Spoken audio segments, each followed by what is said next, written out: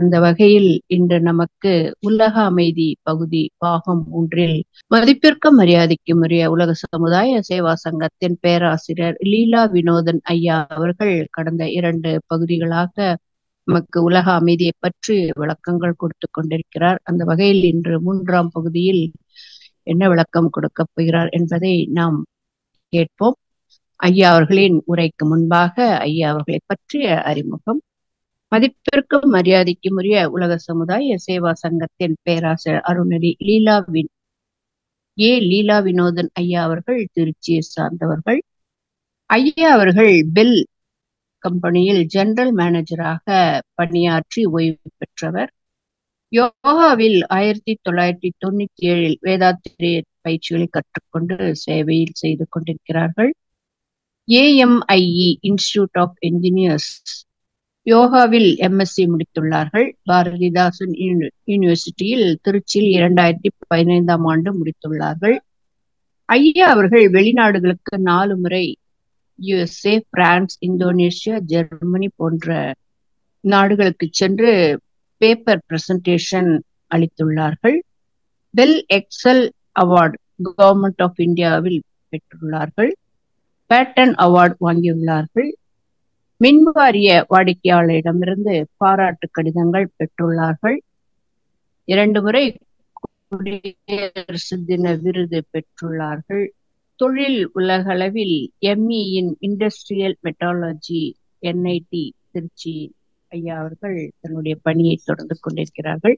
இத்தகைய சிறப்பு வாய்ந்த ஐயா அவர்கள் நம்முடைய இணைந்து இன்று நமக்கு உலக அமைதி பகுதி 3 நல்ல பல விளக்கங்கள் அளித்து நம்முடைய சிந்தனைகளை உயர்த்த உங்கள் அனைவரின் சார்பாகவும் ஐயா அவர்களை வாழ்க வளமுடன் என்று வாழ்த்தி வரவேற்பதில் மிக்க மகிழ்ச்சி. வாழ்க வளமுடன் ஐயா. வாழ்க வையகம், வாழ்க வையகம், வாழ்க வளமுடன்.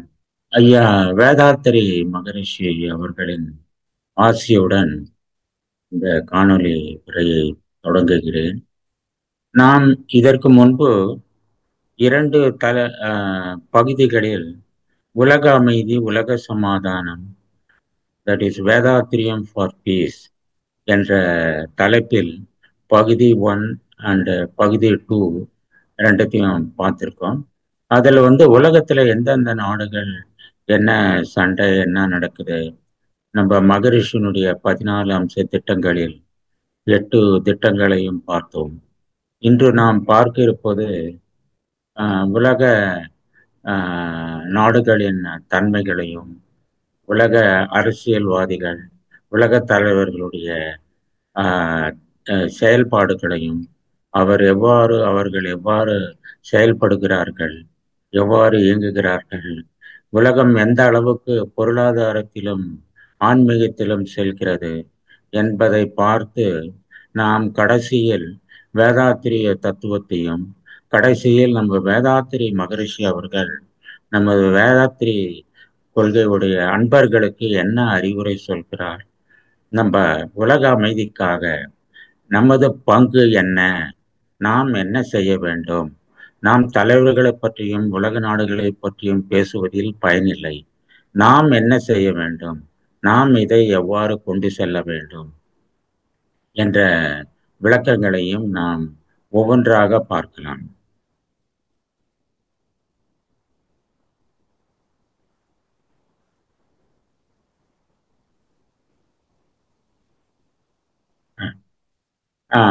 மகரிஷியன் 14 அம்ச திட்ட வேதாத்திரியம் பாடல், போரில்லா நல்லுலகம், பொருள் துறையில் சமநீதி, நேர்மையான நீதிமுறை, நிலவுக்கோர் ஆட்சி, சீர் செய்த பண்பாடு, சிந்தனையோர் வழிவாழ்வு, சிறப்புணர்ந்த பெண்மதிப்பு, தெய்வ நீதி வழிவாழ்தல், தேர்திழா தவித்தல், சிறுவர்க்கே விளையாட்டு, செயல் விளைவு உணர்கல்வி, சீர்காந்த நிலை விளக்கம், பார் முழுவதும் உணவு நீர் பொதுவாக்கல், பல மதங்கள் பல கடவுள் பழக்கம் ஒளித்துண்மை ஒன்று தேர்ந்தெடுத்தல். அருட்தரனுடைய இதுதான் அந்த போரில்லா நல்லுலகம் என்ற கவியை. இதனுடைய பொருள் உங்களுக்கு எல்லாருக்கும் நன்கு புரிந்திருக்கும். நாம் இதை விளக்கமாக ஒவ்வொன்றாக பார்ப்போம்.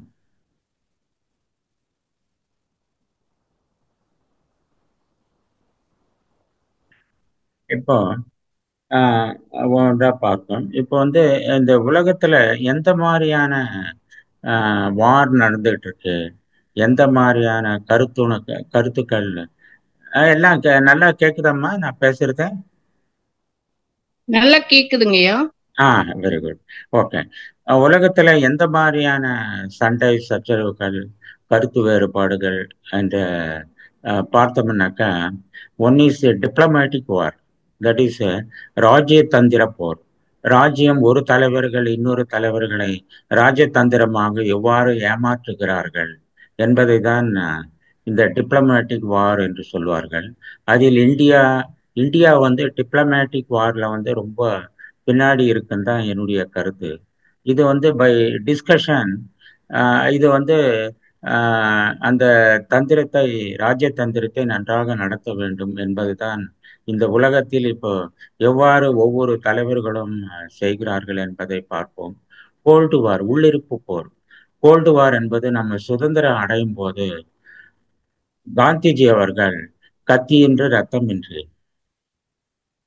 ஒத்துழைமை ஒத்துழையாமை இயக்கத்தை நடத்தி வந்து நமக்கு சுதந்திரம் வாங்கி கொடுத்தார். இதை தான் நாம் கோல்டு வார் என்பார்கள். கோல்டு வார்னா உள்ளிருப்பு போர். நாட்டிலேயே இருந்து கொண்டு பகையாளியை பகையாளிக்கு ஒத்துழைக்காமல் நாம் எண்ணியதை நிறைவேற்ற செயல்படுவதுதான் கோல்டு வார் என்பார்கள். இப்பொழுது மூன்றாவது ஆர்மடு வார், ஆயுத போர். ஆயுதங்களை வைத்து, இங்க இருக்கு பாருங்க டேங்கர்ஸ், இங்கெல்லாம் டேங்கர்ஸ் இருக்கு, எவ்வளவு பீரங்கி இருக்கு, இந்த மாதிரி எக்யூப்மெண்ட்லாம் வச்சு ஆர்மி இதெல்லாம் வச்சு சண்டை விடுவதுதான் ஆர்முட போர்னு சொல்வார்கள். இப்போ பெரும்பான்மையான இந்த டிப்ளமேட்டிக் வார்ல நிறைய, இப்போ நான் பின்னாடி சொல்றேன், சில டிப்ளமேட்டிக் டிஸ்கஷன்லாம் ஃபெயில்யூர்ல தான் போய் நின்றுடுக்கு. ஃபெயில்யூர், இது வெற்றி அடையல. அந்த மாதிரி எல்லா தலைவர்களும் ஈகோ என்ற சிஸ்டத்துல ஈகோ அதிகமாக இருந்து அவர்கள் மற்றவர்கள் சொல்வதை கேட்பதில்லை.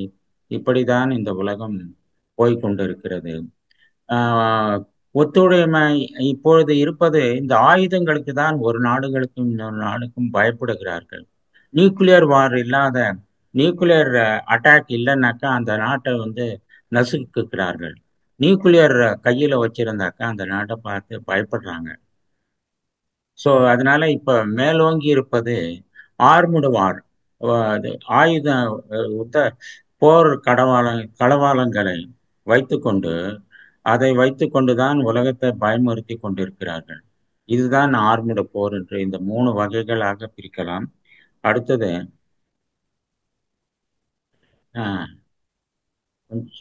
ரைட்.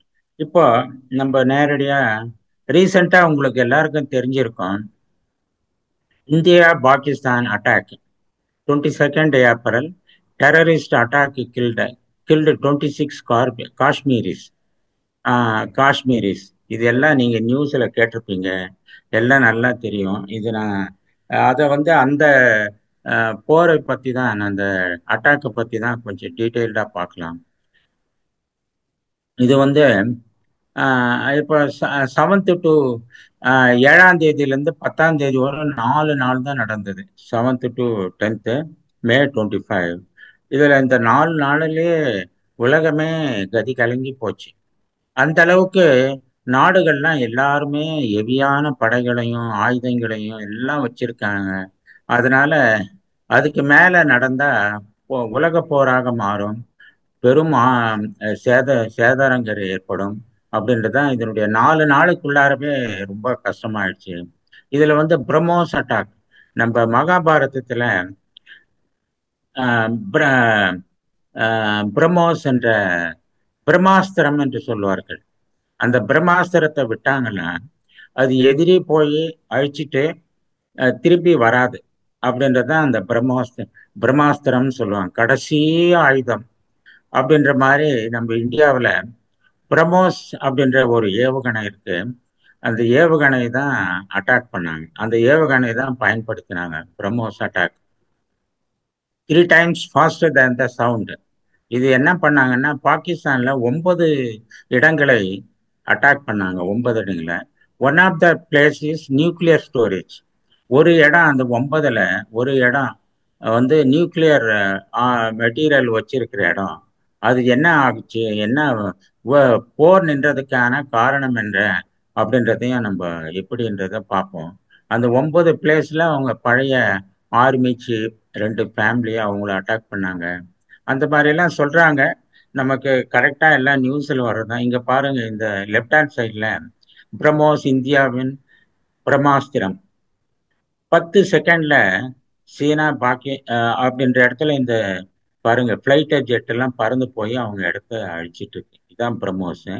இது வந்து 800 கிலோமீட்டர் தூரத்தை கொண்டு அழிக்கக்கூடிய வல்லமை பெற்றது. அந்த மாதிரி பெரிய வல்லமையோட இருக்கும். அதே மாதிரிதான் ஒவ்வொரு நாடும் இருக்கு. சைனா, ரஷ்யா, எல்லா நாடும் இந்த மாதிரிதான் இருக்காங்க. இது உலகம் எங்க போய் முடிய போகுதுன்னே தெரியல. ஸோ அடுத்தது பார்க்கலாம். இது பாருங்க, இந்தியன் மிலிட்டரி பவர். இது வந்து இந்த ஃப்ளைட் எல்லாம், ஜெட் ஃப்ளைட் எல்லாம் எப்படி இருக்குனாக்கா, இது வந்து நாய் சண்டைன்னு சொல்லுவாங்க. இங்க எழுதியிருக்கும் பாருங்க. நாய் சண்டையில் சீனா தயாரிப்பு விமானங்களையும் ரஃபேல் வீழ்த்தும் பாதுகாப்பு வல்லுநர்கள். பாகிஸ்தான் பதற செய்யும் இந்தியாவின் சுதர்சனம் என்ற ஃப்ளைட்டு. இது நாய் சண்டைன்னா வளைஞ்சு வளைஞ்சு அடிக்கும். தெருவுல நாய் சண்டை போடுற மாதிரி மேல போர் படைகள் சண்டை போடும். அதுதான் நாய் சண்டைன்னு சொல்ல. அந்த மாதிரி வல்லமையும் இந்திய மிலிட்டரிக்கு இருக்கு. இப்ப இந்த பக்கம் பாத்தீங்கன்னா அணு ஆயுதம் எந்த அளவுக்கு இருக்கு. இந்தியாவில் வந்து 180 அணு ஆயுதங்கள் ஃபிளைட் இருக்கு. அணு ஆயுதங்களை கொண்ட ஃபிளைட் இருக்கு. பாகிஸ்தான்ல 170 நினைக்கிறேன். இங்க மறைச்சிருக்கு, என்னால பார்க்க முடியல. அது 170 ஃபிளைட் இருக்கு. கொஞ்சம் தான் வித்தியாசம்.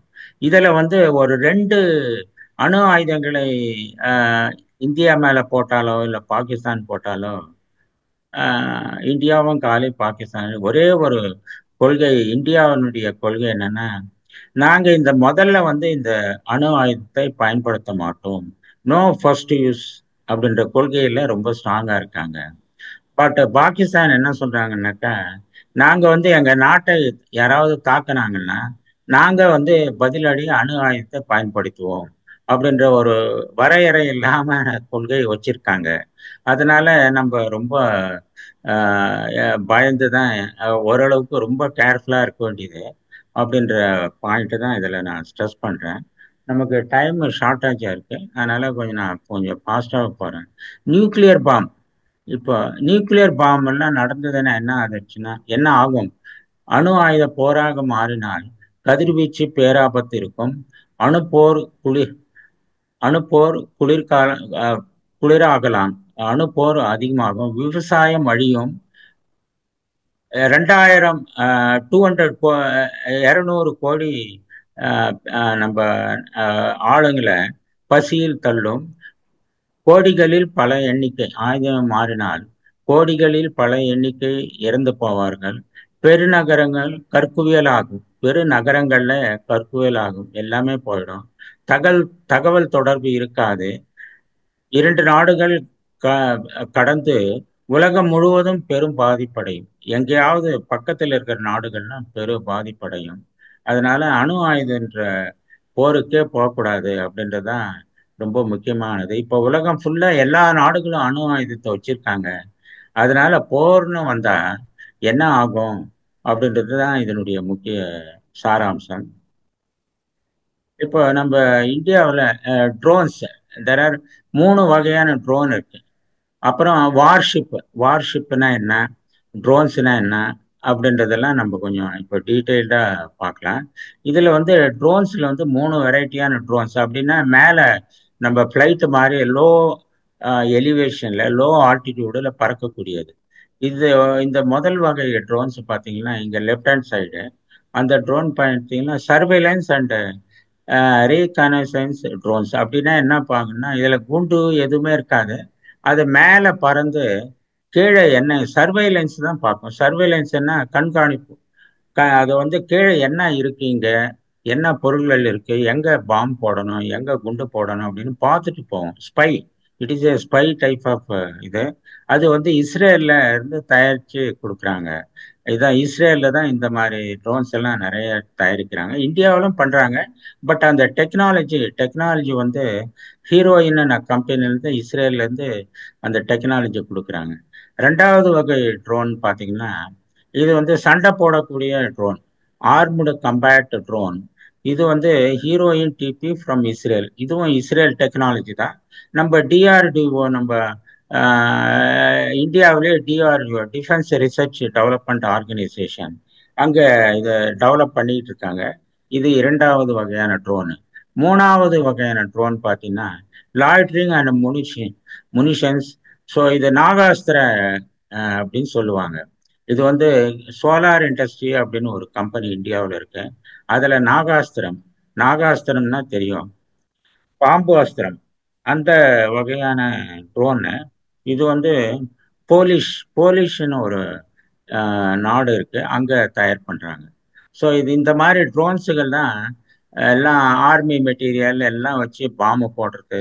சிம்பிளா இப்ப பாகிஸ்தான் யூஸ் பண்ணது தான் இந்த மாதிரி ஒரு ஏதோ சம் 200 ட்ரோன்ஸ் இந்த மாதிரி நம்ம இந்தியா மேல அனுப்புனாங்க அப்படின்னு நியூஸ்ல வந்தது.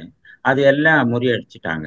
ஸோ இந்த பக்கம் ரைட் ஹேண்ட் சைடு பார்த்தீங்கன்னா இதுதான் வந்து விக்ரம் வார்ஷிப்.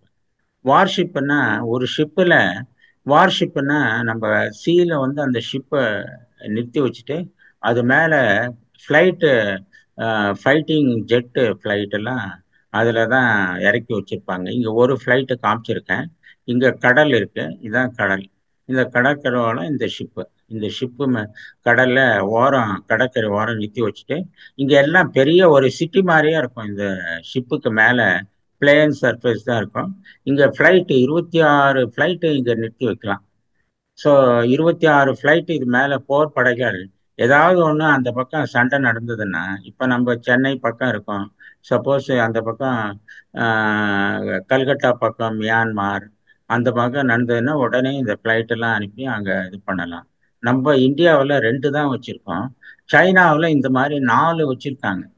4 போர்ப்படை, விக்ரம் போர்ப்படை மாதிரி 4 வச்சிருக்காங்க. யுஎஸ்ஏ வந்து 14 வச்சிருக்காங்க. ஸோ அவ்வளோ ஃபாஸ்ட்டாக நடக்கக்கூடியது. நம்ம இந்தியாவில் 24 ஃப்ளைட்டு, 26 ஃப்ளைட்டு, ஜெட் ஃப்ளைட்டு கொண்டது 2 தான் இருக்கு. பட் அவங்கெல்லாம் சைனா வந்து 4 வச்சிருக்காங்க, யுஎஸ்ஏ 14 வச்சிருக்காங்க. ஸோ அப்படின்னா நாட்டில் எவ்வளோ போர்ப்படைகள் இருக்கு அப்படின்னு தெரிஞ்சுக்கலாம். அடுத்தது அடுத்தது இதான். இது வந்து S-400 ஒரு மிசைலில் ஒன்று இருக்கு. பகல்கானால யூஸ் பண்ணியிருக்காங்க. இந்த பகல்கான் போரில் சண்டையில் யூஸ் பண்ணியிருக்காங்க. இந்த இதில் வந்து ஸ்பெஷாலிட்டி என்னன்னா, இதுதான் இதனுடைய இது வந்து இந்த மாதிரி ஒரு ட்ரெய்லர் மாதிரி இருக்கும். அந்த ட்ரெய்லர்லாம் இதெல்லாம் படுக்க வச்சு, இந்த ஜெட் எல்லாம் படுக்க வச்சு கொண்டு வந்துட்டு எந்த இடத்துல இருந்து பாயிண்ட் அவுட் பண்ணணுமோ அந்த இடத்த கொண்டு வந்துட்டு அப்புறம் இங்க நிலைநிறுத்துவாங்க. இங்க நேரம் நிறுத்தி அதை வந்து ஆப்ரேட் பண்ணுவாங்க. இது வந்து minimum range against low flying plane. இதில் வந்து 40 கிலோமீட்டருக்கு மேலே இருந்தால் தான் இதை அட்டாக் பண்ண முடியும். மேலே 40 கிலோ, 400 கிலோ. இந்த ஃபர்ஸ்ட் ரேஞ்ச் பார்த்தீங்கன்னா 400 கிலோமீட்டர் வரணும். 400 கிலோமீட்டர் வரணும் அடிக்கிற அளவுக்கு இருக்கு. இப்போ இந்த பெருசு வந்து 400 கிலோமீட்டர் டார்ஜெட்டு, அவ்வளோ தூரம் ட்ராவல் பண்ணோம். மீடியம் சைஸ் வந்து 250 கிலோமீட்டர் அட்டாக் பண்ணோம். 120 கிலோமீட்டர் வரலும் மேக்சிமம் இது யூஸ் பண்ணலாம். இது வந்து ஒரு ட்ரெய்லர்ல 4 லான்ச்சர். இது வந்து லான்ச்சர்னு பேரு. இந்த லான்ச்சருக்குள்ளார இந்த மிசைல் இருக்கும், இதுக்குள்ளார இருக்கும். இந்த லான்ச்சர்னா ஒரு கவர் சிலிண்டர்னு பேரு. இத 4 லான்ச்சர் இது உள்ளார வச்சுட்டு அதுக்கப்புறம் ஒன்னொன்னா இந்த மிசைலை வந்து அதுல இருந்து ஸ்டார்ட் பண்ணுவாங்க. இதுதான் இதனுடைய ஆக்டிவிட்டி. ஸோ இதுதான் இது S-400ன்னு சொல்லுவாங்க. இந்த S-400 மிசைல் வந்து நம்ம பகல்காம்ல யூஸ் பண்ணாங்க. இது சைனா டு பாகிஸ்தானுக்கு கொடுத்த ஃப்ளைட் வந்து F-16ன்னு பேரு. அதுவும் அவங்க வச்சிருந்தாங்க. பட் அவங்க அதை யூஸ் பண்ணலன்னு நினைக்கிறேன். பட் நம்ம வந்து இதை யூஸ் பண்ணியிருக்காங்க. S-400 யூஸ் பண்ணி அவங்க அட்டாக் பண்ணியிருக்கோம். can shoot up to 80 target simultaneously at a time. அந்த அளவுக்கு 80 பிளேசஸ்ல ஒரு இந்த மிசைல் அட்டாக் பண்ற அளவுக்கு இந்தியாவில் கெப்பாசிட்டி இருக்கு.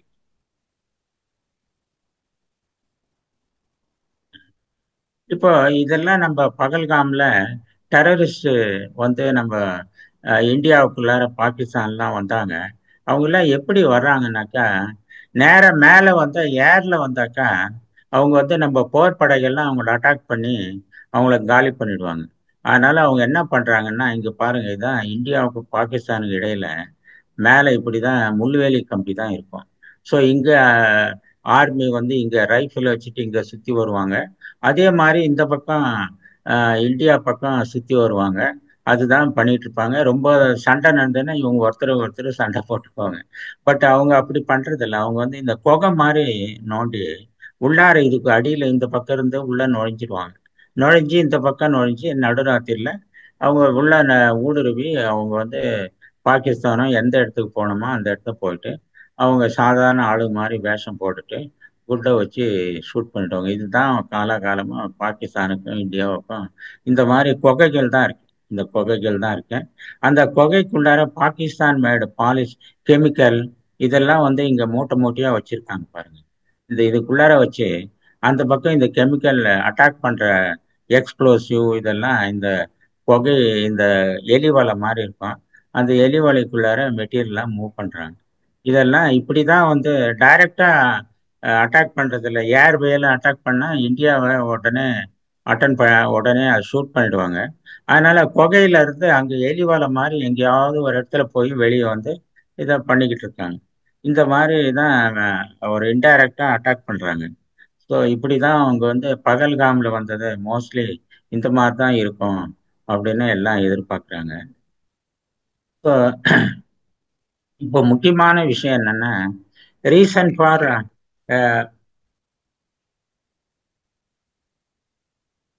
இந்த பாகிஸ்தான் இந்தியா சண்டை எப்படி நின்னது அப்படின்னாக்கா, 10ஆம் தேதி சாட்டர்டே 3 மணிக்கு எப்படி நின்னது அப்படின்னு எல்லா தலைவர்கள்லாம் நான் தான் நிறுத்தினேன்.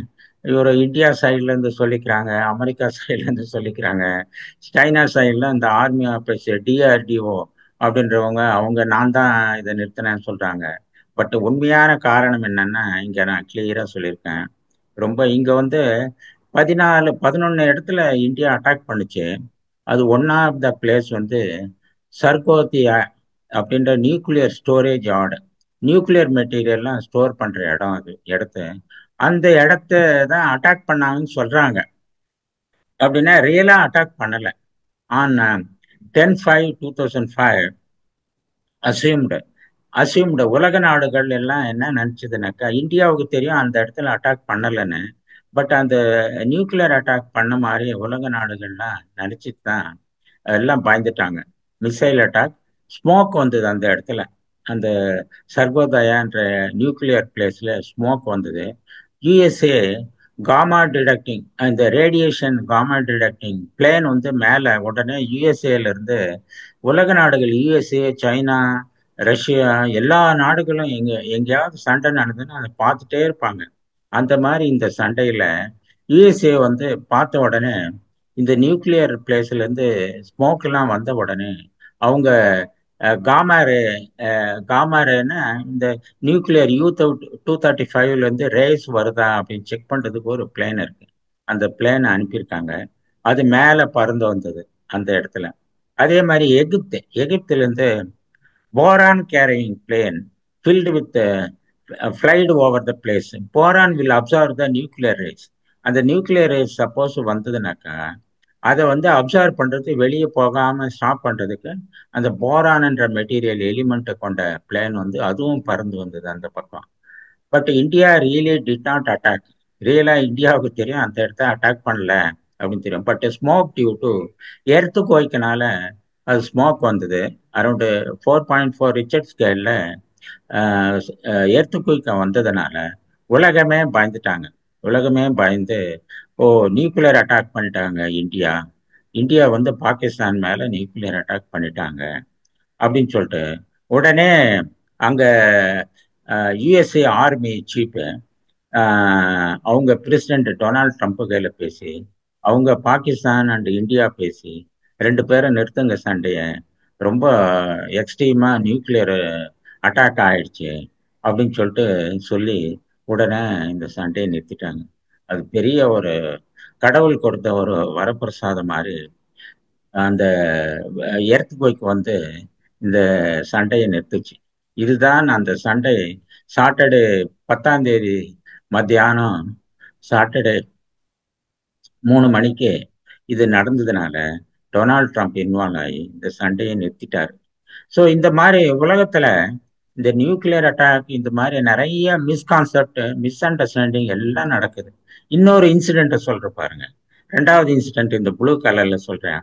1992ல Russia military officer monitoring the military jet flight air movement, அவங்க பார்டர்ல இருந்து அந்த அமெரிக்கன் சைட்ல இருந்து பக்கம் ஒரு Russian army I mean airforce officer monitor பண்ணிட்டு இருக்காரு. அவர் என்ன பாக்குறாருன்னா, ஒரு military bomb jet was flying towards Russia. Russia பக்கம் மூவ் ஆகிறத அவர் பார்த்துட்டாரு. Is suppose to start counter attack. அவர் உடனே ரஷ்யாவிலிருந்து அட்டாக் பண்றதுக்கு ரெடி ஆகணும். ஆனா அவர் இன்டெலிஜென்ட்னால அவர் வந்து ஒரு ஆன்மீகவாதியா இருந்திருக்கலாம். அதனால இது வந்து திருப்பி அட்டாக் பண்ணா இது நியூக்ளியர் ஆயிடும், இதை வந்து நம்ம கொஞ்சம் பொறுமையா ஹேண்டில் பண்ணுவோம் அப்படின்னு சொல்லிட்டு அவர் உடனே ரியாக்ட் பண்ணல. ரியாக்ட் பண்ணி சரி என்னதான் கொஞ்சம் வெயிட் பண்ணுவோம்னு வெயிட் பண்ணாரு. அப்புறம் தான் தெரிஞ்சது அது வந்து ரியலா அது வந்து ஃப்ளைட்டு கிடையாது. இந்த சூரிய வெளிச்சத்துல மேகத்துல பட்டு ஒரு ஸ்கேட்டர்ட் ஆகி அது வந்து அந்த ஃப்ளைட்டு மாதிரி தெரிஞ்சது. ஒரு இல்லூஷன்னாக்கா ஒரு பிம்பம் அந்த மாதிரி தெரிஞ்சது, அவ்வளவுதான். இதே ஒரு முட்டாள் ஆபீசரா இருந்தா உடனே ரஷ்யன் பாம் எல்லாம் போயிட்டு அமெரிக்காவில் போட்டிருக்கோம், அமெரிக்கா திருப்பி ரஷ்யாவில் போட்டிருக்கோம், அப்புறம் சைனா மேலே போட்டிருக்கோம், இப்படியே உலகம் ஃபுல்லாக பரவிடும். ஸோ இந்த மாதிரி misunderstanding, this kind of misunderstanding will cause dangerous to the world. இஎஸ்பின் அவார்டட். இது எப்போ தெரிஞ்சதுன்னா, ரீசெண்டாக இப்போதான் ஒரு 2 வருஷத்துக்கு முன்னாடி இவருக்கு வந்து ஒரு பெரிய உலக அளவில் அவார்டு கொடுத்தாங்க. இவரோ பெரிய மிலிட்டரி ஆஃபீஸர் இந்த உலக சண்டையை நிறுத்தினாரு அப்படின்னு அவருக்கு அவார்டு கொடுக்கும்போது தான், 1992க்கு அப்புறம் அவருக்கு அவார்டு கொடுக்கும்போது தான் அவரு தான் இதை வந்து இந்த சண்டையை வந்து ரொம்ப இன்டெலிஜென்ட்டா ஹேண்டில் பண்ணதுக்காக அவருக்கு அவார்டு கொடுத்தாங்க. அப்பதான் அது தெரிஞ்சது. ஸோ இந்த மாதிரி உலகத்துல எவ்வளோ மிஸ் அண்டர்ஸ்டாண்டிங் நடக்குது, இதெல்லாம் எந்த போய் முடியும்னே தெரியல. ஸோ இந்த மாதிரி நிறைய இன்னும் சில கேஸ் ஸ்டடிஸ் எல்லாம் 1 by 1 சொல்றேன் நான். ஸோ இது உலகத்துல இந்த மாதிரி எவ்வளோ அட்டாக்கு, எவ்வளோ மிலிட்ரி ஆர்மி, எவ்வளோ மிஷினரிஸ் இதெல்லாம் பண்ணிட்டு இருக்காங்க. அதெல்லாம் எப்படி நம்ம ஓவர் கம் பண்ணோம், நம்ம மகரிஷி என்ன சொல்லியிருக்காரு, நமக்கு என்ன அறிவுரை சொல்றாரு அப்படின்றத 1 by 1 பார்ப்போம். ஸோ இப்போ அடுத்தது வந்து பாகிலாம் அட்டாக், சிந்து ரிவர். இதை லாஸ்ட் டைம் சொன்னேன். உடனே இங்க பாத்தீங்கன்னா 6 ரிவர் ஓடுது. சிந்து சிந்து ரிவர்னு பேரு. இது சைனாவில் இங்கதான் ஸ்டார்ட் ஆகுது. ஒரு பெரிய ரிவர் சிந்து நதின்னு சொல்லுவாங்க. அப்படியே இங்க ஸ்டார்ட் ஆகி அப்படியே ஜம்மு காஷ்மீர் வழி பாகிஸ்தான் இந்த வழியா போயிட்டு இந்தியா வழியா தான் போகுது. இங்கே அதே மாதிரி சட்லஜ், பியாஸ், சட்லஜ், ரவி, செனாப், ஜேலம், அந்த மாதிரி நிறைய நதிகள்ல நம்ம இமயமலையிலிருந்து அந்த பனிப்பாறைகள்லாம் மெல்ட் ஆகி அப்படியே இந்தியா வழியா தான் போய் பாகிஸ்தானுக்கு போகுது. அந்த காலத்துல ஒரு ரொம்ப பெருந்தன்மையாக நம்ம அந்த காலத்துல இருந்த பிரைம் மினிஸ்டர் தலைவர்கள்லாம் ரொம்ப மெகனானிமஸா 80% பாகிஸ்தானுக்கு தண்ணியும் 20% இந்தியாவுக்கு தண்ணியும்னு சொல்லிட்டு ஒரு அக்ரிமெண்ட் போட்டாங்க. பட் இப்பெல்லாம் அப்போ வந்து இந்த அளவுக்குலாம் சண்டை இல்லை, ஓரளவுக்கு அண்டர்ஸ்டாண்டிங் ஓரளவுக்கு இருந்தது. அப்போ சண்டை இருந்தது, இருந்தாலும் அந்த அளவுக்கு இல்லை. அந்த இதுல இருந்தது. இப்போ வந்து எவ்ரி 5 இயர்ஸ் 6 இயர்ஸுக்கு ஒரு தடவை பாகிஸ்தான் இந்தியா மேல பண்ணிட்டே இருக்காங்க. இது வந்து இரிட்டேட்டிங்கா இருக்கு. அதனால இப்ப தண்ணியை நிறுத்தி வச்சிருக்காங்க. இப்ப இந்தியாவுடைய பிளான் என்னன்னா, பர்மனண்டா தண்ணியை நிறுத்தவும் முடியாது. அதனால இது வந்து ஒரு பெரிய ஃப்ளட்டிங் கிரியேட் பண்ணணும். சடனா திறந்து விட்டு அந்த பாகிஸ்தானை நாசப்படுத்தணும் அப்படின்றதுக்காக இப்ப மூடி வச்சிருக்காங்க. திடீர்னு நோட்டீஸ் அன்னோட்டீஸ்டா திடீர்னு திறந்து விடுவாங்க. அதனால அந்த நாட்டுக்கு அந்த ஜனங்களுக்கும் ஒரு டிஸ்டர்பன்ஸ் இருக்கும். இவங்க டெரரிஸ்ட் பண்றாங்களே, அந்த மாதிரி ஒரு டிஸ்டர்பன்ஸை கிரியேட் பண்ணணும் அப்படின்ற ஒரு பிளானோட ஸோ இந்தியாவும் இது திறந்து வைக்கிறாங்க அன்பிளான்டு. இப்போ அந்த டேமை திறக்கிறாங்கன்னா பக்கத்துல இருக்கிற அந்த நாட்டுக்கு சொல்லிட்டு நாங்க திறக்க போறோம், நீங்க பாதுகாப்பா போயிடுங்க அப்படின்னு சொல்லிட்டு பண்ணுவாங்க. இப்போ வந்து வித்தவுட் நோட்டீஸ் சடனா நடுராத்திரில திறப்பாங்க. அவங்களுக்கு டிஸ்டர்பன்ஸ் இருக்கும். இந்த மாதிரி ஒரு ஸ்ட்ராட்டஜி ஏதோ பண்றாங்க. என்ன எப்படி இது போக போகுதுன்னு நமக்கு தெரியல. பார்க்கலாம் இது இந்தியா எப்படி ஹேண்டில் பண்றாங்கன்னு தெரியல. So இது வந்து இது இங்கதான் இந்த அணை தான் Indian river to Pakistan stopped. China building dam in Swat river. Swat நதிக்கரையில அங்க ஒரு பாகிஸ்தானுக்கு ஹெல்ப் பண்றதுக்காக ஒரு ஸ்வாட் அப்படின்ற ஒரு டேமை வந்து ஸ்வாட் இதை இங்க இருக்கு பாருங்க. எஸ்டபிள்யூஏடி எஸ்டபிள்யூஏடின்ற ரிவர்ல இங்க வந்து இங்க அவங்க சைனாவில் இருக்கிற ஏரியாவில் இந்த இடத்துல இந்த இடத்துல பாகிஸ்தான்லயே அவங்க ஒரு அணை கட்டி அவங்க நாட்டுக்கு சைனாவில் வந்து வர்ற தண்ணி அவங்க நாட்டு பக்கம் திரும்பி பாகிஸ்தானுக்கு ஹெல்ப் பண்ற மாதிரி இப்போ ஒரு டேம் கட்டிக்கிட்டு இருக்காங்க. சைனா ரொம்ப ஃபாஸ்டா பண்ணிக்கிட்டு இருக்காங்க. ஸோ இதுதான் இது இது அது வந்து அந்த மாதிரி கவுண்டர் மாதிரி அவங்களுக்கு ஹெல்ப் பண்றதுக்காக அதை பண்ணிக்கிட்டு இருக்காங்க. அடுத்தது வந்து பாகிஸ்தான்ல there are 4 state. One is Peshawar, Punjab, அதுக்கப்புறம் பலுசிஸ்தான், சிந்து அப்படின்ற 4 ஸ்டேட்டு தான் மேஜர். மேபி சவுத் இந்தியா மாதிரி கர்நாடகா, கேரளா, தமிழ்நாடு, ஆந்திரா அந்த அளவுக்கு தான் பாகிஸ்தான் இருக்கும். டோட்டல் பாகிஸ்தானு 8 கோடி மக்கள் தான். 8 கோடி தான் நம்ம தமிழ்நாட்டுக்கு ஈக்குவலாக தான் டோட்டல் பாகிஸ்தானு. இப்போ ரொம்ப பொருளாதாரத்தில் பின்தங்கி இருக்குது. பால் விலையெல்லாம் 1 லிட்டர் 400 ரூபாய். தண்ணி குடிக்கிறதுக்கு ஒரு கேன் வந்து 500 ரூபாய். பெட்ரோல் வந்து 300 ரூபாய். அந்த மாதிரி ரொம்ப பொருளாதாரத்தில் மோசமா இருக்கு. ஆனா அவங்க இந்த டெரரிஸ்ட் டெவலப் பண்ணிட்டு இருக்காங்க. டெரரிஸ்ட் ட்ரைனிங் சென்டர் எல்லாமே அங்கதான் இருக்கு. ஸோ அவங்க அதுதான் மெயினா டெவலப் பண்ணிட்டு இருக்காங்க. அவங்களுடைய பொலிட்டிக்கல் அரசியல்வாதிக்கும் அண்ட் மிலிட்ரி ஆர்மி பீப்புளுக்கும் அவங்க கண்ட்ரோல்ல தான் இது நடந்துகிட்டு இருக்கு. ஸோ அதனால ரொம்ப பாகிஸ்தான் ஒரு மோசமான நிலைமையில இருக்கு. பத்தாவதுக்கு அங்க பலுசிஸ்தான்ற ஒரு ஸ்டேட் வந்து செப்பரேட் நாடு, தனி நாடு வேணும் அப்படின்னு சொல்லிட்டு அவங்க கேட்டுக்கிட்டு இருக்காங்க. அந்த சண்டை ஒரு பக்கம் நடந்துகிட்டு இருக்கு. ஸோ இந்த மாதிரி பாகிஸ்தானுக்கு ஒரு பெரிய பிரச்சனையா இருந்துகிட்டு இருக்கு. அங்கதான் வந்து இந்த பலுசிஸ்தான் என்ற ஸ்டேட்ல தான் வந்து நேச்சுரல் ரிசோர்ஸ் எல்லாம் நிறைய இருக்கு. ஆனா அந்த ஜனங்கள் வந்து ரொம்ப போரா இருக்காங்க. ரொம்ப டெவலப் பண்ணாம இருக்கிற பகுதி அங்க. அவங்களுக்கு எந்த உரிமையும் பொருளாதாரம் எந்த சப்போர்ட்டும் இல்லை. பட் அங்கதான் வந்து நேச்சுரல் ரிசோர்ஸ், வாட்டர் ரிசோர்ஸ் எல்லாமே அங்க நல்ல வளமா இருக்கு. இப்ப அந்த ஜனங்களுக்கு ஒரு வளர்ச்சியே இல்லாதனால எங்க தனி ஸ்டேட்டா கொடுங்க அப்படின்னு சொல்லிட்டு இருக்காங்க. இதுக்கு ஏதோ இந்தியா ஹெல்ப் பண்றாங்க அப்படின்னு சரியா தெரியல. ஒரு மாதிரி ரூமரான நியூஸ் வந்துகிட்டு இருக்கு. ஸோ இந்த மாதிரி உலக அளவில் ஒரு நாட்டுக்கும் பக்கத்தில் இருக்கிற நாட்டுக்கும் ஒரு அண்டர்ஸ்டாண்டிங் இல்லாம அப்படியே ஒருத்தரோட ஒருத்தர் சண்டை போட்டுக்கிட்டு இப்படிதான் இவங்க பாருங்க. ஸோ இதுதான் பலுசிஸ்தான்ல பீப்புள்ல எப்படி இருக்காங்க. அவங்களெல்லாம் இந்த கழுதை தான் யூஸ் பண்றாங்க. கழுதை வச்சுதான் அவங்களுக்கு லாரியோ, டூ வீலரோ, காரோ அந்த மாதிரி எதுவுமே கிடையாது. இந்த மாதிரி நீங்க பார்த்துருப்பீங்க ஒரு 50 100 வருஷத்துக்கு சுதந்திரத்துக்கு முன்னாடி கழுதை வச்சுதான் யூஸ் பண்ண அந்த மாதிரி ஸ்டேட்ல தான் அந்த மாதிரி நிலைமையில தான் அவங்க இருக்காங்க. இவ்வளவு மோசமான நிலைமையா இருக்கு. அவங்க வீடெல்லாம் பாருங்க, ஏதோ குடிசை தான் இருக்கு. எல்லாம் ஆளுங்க ரொம்ப ஒரு மாதிரி ரொம்ப அன்டெவலப்டா இருக்காங்க. இதுதான் பலுசிஸ்தான் ஸ்டேட்ல இப்படிதான் இருக்கும். ஒரு பில்டிங் கிடையாது, ஒரு தண்ணி வளம் கிடையாது. ஸோ இந்த மாதிரி ஒரு பூரஸ்ட் ரொம்ப ஏழ்மையான நிலைமையில தான் அந்த ஸ்டேட் எல்லாம் இருக்கு. ஸோ இதுதான் பலுசிஸ்தான் ஸ்டேட்ல எல்லாம் இப்படிதான் இருப்பாங்க. ஸோ இது ஓரளவுக்கு புரிஞ்சிருக்குன்னு நினைக்கிறேன். அவங்க செப்பரேட் ஸ்டேட்டு கேட்குறாங்க. ஸோ அந்த மாதிரி அவங்களுக்குள்ளாரவே நிறைய சண்டை நடக்குது. ஸோ ஸோ அடுத்தது வந்து இதான் இந்த டேம், இந்த ஸ்வாட் டேம்னு சொன்னேன் இல்லைங்களா? அது டேம் இங்கே தான், ஸ்வாட் டேம் இங்கே தான் கட்டிக்கிட்டு இருக்காங்க. இதுதான். ஸோ சைனா இன்னொரு புது பிரச்சனை என்னன்னாக்கா, இங்க இந்த டேம் பாருங்க, இது எல்லாருக்கும் தெரியும், இது ஒண்ணும் இல்லை. ஸோ இது இப்போ இன்னொரு பிரச்சனை என்னன்னா, பிரம்மபுத்திரா ரிவர், இங்க திபெத் இங்க இருக்கு, இந்தியா இங்க இருக்கு, சைனா இங்க இருக்கு. இது இங்க வந்து திபெத்துன்னு ஒரு நாடு இருக்கு. இங்க இந்த சைனாவில் தான் பிரம்மபுத்திரா ரிவர் இங்க ஸ்டார்ட் ஆகி இந்த சைனானுடைய இமாலயன் பகுதியிலிருந்து ஸ்டார்ட் ஆகி, ஸோ இந்த பிரம்மபுத்திரா ரிவர் இப்படி தான் வருது.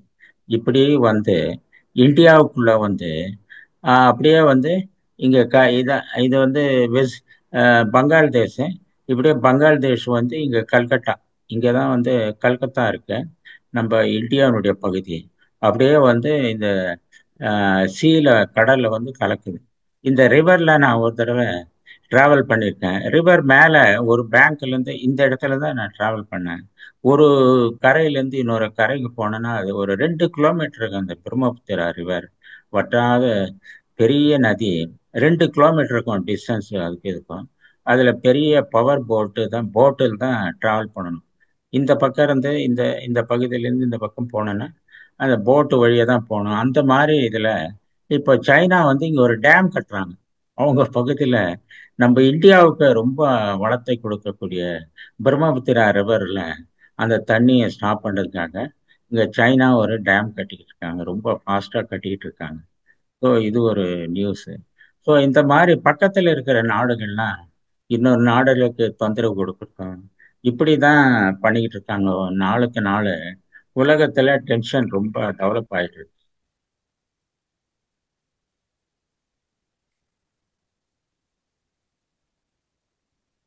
ஒவ்வொரு நாடும் ஒரு ஆன்மீகத்துல போகாம, ஸோ அவங்கவுங்க சண்டையை எப்படி போடுறது, எப்படி மற்ற நாடுக்கு தகராறு பண்றது, இப்படிதான் உலக தலைவர்கள் பண்ணிட்டு இருக்காங்க. ஸோ அடுத்தது வார்ஷிப். ஸோ அது ஐஎன்எஸ் நான் விக்ராண்ட்னு சொன்னேன் இல்லைங்களா? அதான் வார்ஷிப் கெப்பாசிட்டி. இந்தியாவில் வார்ஷிப் கெப்பாசிட்டி எப்படி இருக்குன்னா, 2 நம்பர்ஸ் இருக்கு நம்ம இந்தியாவில். இதான் வார்ஷிப்பு. இங்கே இந்த வார்ஷிப் இருக்கு. இது மேலே இந்த ஜெட் ஃப்ளைட் எல்லாம் இப்படி தான் கிளம்பும். ஒரு நொடியில சொன்னாங்கன்னா உடனே இதை கிளம்புதுங்க பாருங்க. எவ்வளோ உடனே கிளம்பிடும். அந்த அளவுக்கு ஒரு நொடியில டேமேஜ் பண்ற அளவுக்கு கெப்பாசிட்டி ஒவ்வொரு நாடும் டெவலப் பண்ணி வச்சுட்டு இருக்கு. இதுல 26 ஃபிளைட் ஒரு கப்பல் மேல, விக்ரண்ட்ல 26 ஃபிளைட்டை அதை நிக்க வைக்கலாம். அரேபியன் சீல இருக்கு. இப்ப அரேபியன் சீல இந்த Vikrant 2 numbers can block Karachi port பாகிஸ்தானுடைய கிழக்கு பகுதியில் இருக்கு. அந்த போர்ட்டை வந்து பிளாக் பண்ணணும், அதை அட்டாக் பண்ணணும்னா ஒரு நிமிஷம் போதும். மெயின்டைன் அதை ஃபேஸ் பண்ணி தான் இந்த கராச்சி ஃபேஸ் பண்ணி தான் இந்த விக்ராண்ட் வந்து நோக்கி வச்சிருக்காங்க. அதை நோக்கி தான் இந்த 2 இதுவும் ரெடியா வச்சிருக்காங்க. ஸோ இந்த மாதிரி சைனா 4 நம்பர் வச்சிருக்காங்க, யூஎஸ்ஏ 11 நம்பர்ஸ் வச்சிருக்காங்க. ஸோ இந்த மாதிரி போர் படைகள்லாம் எனார்மஸா ஒவ்வொரு நாடும் டெவலப் பண்ணிட்டு இருக்கு உலகத்துல. ஸோ இது வந்து USA, China, Russia military power. So இது லாஸ்ட் டைம் சொன்னேன் நான். இது வந்து பேலிஸ்டிக் மிசைல்னு பேர். இப்போ அமெரிக்காவில இருந்து ஒரு அட்லாண்டிக் பூமியினுடைய நார்த் பகுதி போல் வழியா அப்படியே மேலே வந்து இப்படியே சைனாவில் அட்டாக் பண்ணனா, அவங்க ஜிபிஎஸ்ல செட் பண்ணிட்டாங்கன்னா நேராக இந்த மிசைல் வந்து இங்கே அட்டாக் பண்ணும். ஸோ இதுதான் ballistic missile, inter continental ballistic missile, sensor based unmanned. So இது இந்த மாதிரியும் இருக்கு உலகத்துல. அதுக்கப்புறம் ஹைப்பர்சானிக் கைடட் வெஹிக்கிள். ஹைப்பர்சானிக்னா இது வளைஞ்சு வளைஞ்சு போகும். இப்போ சப்போஸ் இந்த ஆப்போசிட்ல இருந்து ஃப்ளைட் வருதுன்னா அதை அட்டாக் பண்றதுக்காக வளைஞ்சு வளைஞ்சு போய் தான் அதை வந்து அட்டாக் பண்ணணும். அதுக்கு பேரு ஹைப்பர்சானிக் கைடட் மிசைல். இந்த மாதிரி மிசைலும் உலகத்துல இருக்கு. ஸோ அதே மாதிரி இங்க இந்த பக்கம் பார்த்தீங்கன்னா ரைட் ஹேண்ட் சைடில் இப்போ இஸ்ரேல் வந்து ஒரு டோம் டோம் வச்சிருக்காங்க. அந்த டோம் என்னன்னா அயன் டோம். அது வந்து இரும்பால் ஆனது, அயன் டோமு. அது வந்து அந்த டோம் இருந்ததுனாக்கா, இப்ப பாருங்க இதை சுத்தி இந்த அமெரிக்கா சுத்தி ஒரு டோம் வச்சிருக்காங்க. அந்த பார்டர்ல இந்த டோம் சென்சார் வச்சுட்டாங்கன்னா, இந்த மிசைல் வந்து இங்க அட்டாக் பண்ணுச்சுன்னா திருப்பி அதை இன்டர்செப்ட் பண்ணி அது அந்த நாட்டுக்குள்ளார போய் விழாம இருக்கிறதுக்காக அந்த டோம்னு சொல்லுவாங்க. அயன் டோம் அப்படின்னா ஒரு ஷீல்டு மாதிரி அந்த நாட்டை சுத்தி ஷீல்டு வைப்பாங்க. இது வந்து அயன் டோம் இஸ்ரேல்ல வச்சிருக்காங்க. ஸோ அதனால்தான் இந்த பாலஸ்தீனியன் பண்ணும்போதும் அந்த ஈரான் அட்டாக் பண்ணும்போதும் அந்த அயன் டோம் தான் தடுத்திருந்தது. அதே மாதிரி யுஎஸ்ஏ டெவலப்டு அயன் டோம் காஸ்டிங் எவ்வளோ இது தெரியுங்களா? இது பாருங்க. So 14,87,500 crore, that is 175 billion. Iron Dome cost 175 billion. So அதுக்கு ருபீஸில் கன்வெர்ட் பண்ணோம்னா 14,87,500 crore. இவ்வளோ க்ரோர் அதனுடைய அயன் டோம். அமெரிக்கா வந்து இதை டெவலப் பண்ணிக்கிட்டு இருக்காங்க. இதுக்கு தான் வந்து கனடாவை அமெரிக்கா வந்து நீங்க பணம் கொடுக்கணும் இதுக்கு அப்படின்னு கேட்டுக்கிட்டு இருக்காங்க. அன்னைசரி வம்புக்கு இழுக்கிறாங்க. அவங்க போய் கனடாவை கொஞ்சம் வீக்கான கண்ட்ரி. ஸோ அந்த போய் வம்புக்கு இழுத்து இந்த டொனால்ட் ட்ரம்ப் ஸோ அதை பண்ணிக்கிட்டு இருக்காரு. ஸோ இந்த மாதிரி ஒவ்வொரு நாடும் இந்த மாதிரி ப்ரொடெக்டிவ் அந்த எக்யூப்மெண்ட் எல்லாம் இவ்வளோ செலவு பண்ணி அதெல்லாம் டெவலப் பண்ணிட்டு இருக்காங்க. ஸோ அடுத்தது பார்த்தீங்கன்னா ஐ திங்க் இப்போ வந்துட்டேன். சரி, அடுத்தது பார்த்தீங்கன்னா இந்த பாகிஸ்தான் வந்து பாகிஸ்தானுக்கு பாகிஸ்தானுக்கு சைனா வந்து ரோடு போட்டுக்கிட்டு இருக்கு. இங்க ரோடு இருக்கு பாருங்க. இந்த ரோடு வந்து பாகிஸ்தான் தான் போட்டுக்கிட்டு இருக்கு. இந்த இதுக்கு பேரு வந்து கரகோரம் ரோடு டெவலப்மெண்ட். ப்ரோ நம்ம பிஓகே பாகிஸ்தான் ஆக்குபை காஷ்மீர் வழியாக தான் அந்த ரோடு போட்டுக்கிட்டு இருக்காங்க. பாகிஸ்தானை டெவலப் பண்ணிக்கிட்டு இருக்காங்க.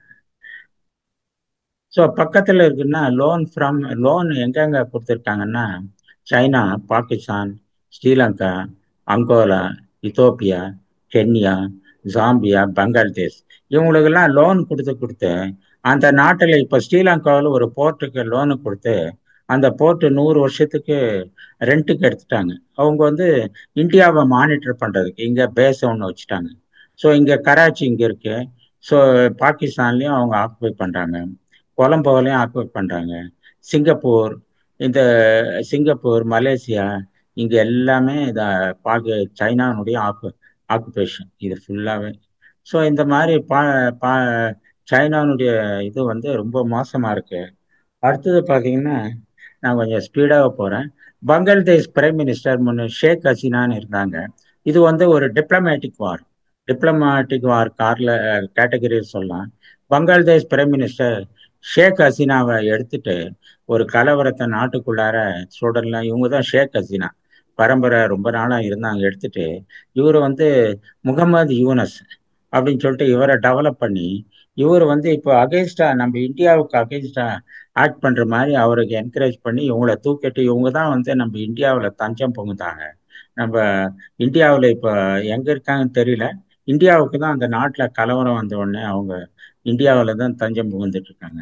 இவரை வந்து சைனா அண்ட் அமெரிக்கா இவரை டெவலப் பண்ணி இவரை வந்து இப்போ பிரைம் மினிஸ்டரா இருக்காரு.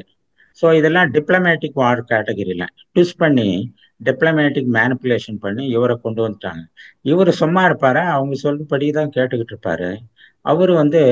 அவர் என்ன பண்றாருன்னா வங்காளதேஷ் அவர் என்ன சொன்னா தனி ஒரு குரூப்பா ஃபார்ம் பண்ணணும், ஒரு ரீஜன் மாதிரி ஃபார்ம் பண்ணணும். அது என்ன சொல்றேன்னா வங்காளதேஷ், நேபாள், பூட்டான் மற்றும் 7 சகோதரிகள் அப்படின்னா இந்தியாவில் வடகிழக்கு அசாம், மணிப்புரா, திரிபுரா இந்த இந்தியாவை கொஞ்சம் சில ஸ்டேட் எல்லாம் எடுத்து ஒரு தனி பகுதி. இந்தியான்றது 27 ஸ்டேட்டு கொண்டது. அதுல ஒரு 7 சகோதரிகள் 7 ஸ்டேட்டு மட்டும் அவர் தனியா எடுத்து அவர் அந்த குரூப்ல சேர்த்துக்கணும் அப்படின்னு அவர் பேசுறாரு. நாங்கள் வங்கக்கடலின் ஒரு பாதுகாவலர் இது யூசப் புதுசா வந்தவரும் பேசுறாரு. ஸோ இந்த மாதிரி இவங்கெல்லாம் இந்தியாவின் பலத்தை ஒழிப்பதற்காக ஸோ அந்த மாதிரி ரீஜன்லாம் டெவலப் பண்ணணும் அப்படின்னு அண்ணன் சரி டாக் பண்ணி அவரை இது பண்ணணும். இதுதான் துருக்கி, வங்கதேசம், பாகிஸ்தான் ஒரு கூட்டு, பீகார், ஜார்க்கண்ட், ஒரிசா, மேற்கு வங்காளம் இதெல்லாம் சேர்த்து நம்ம இந்தியாவை ரெண்டா பிளவுபடுத்தணும் அப்படின்னு சொல்லிட்டு அவர் அங்க பேசிக்கிட்டு இருக்காரு. அதனால என்ன பண்ணிட்டாங்கன்னா வடகிழக்கு அதுக்கு முன்னாடி நிறைய இந்தியா வழியா தான் பங்களாதேஷுக்கு ரோடு, ஃப்ளைட்டு எல்லாம் மேலே போறதுலாம் இருந்தது.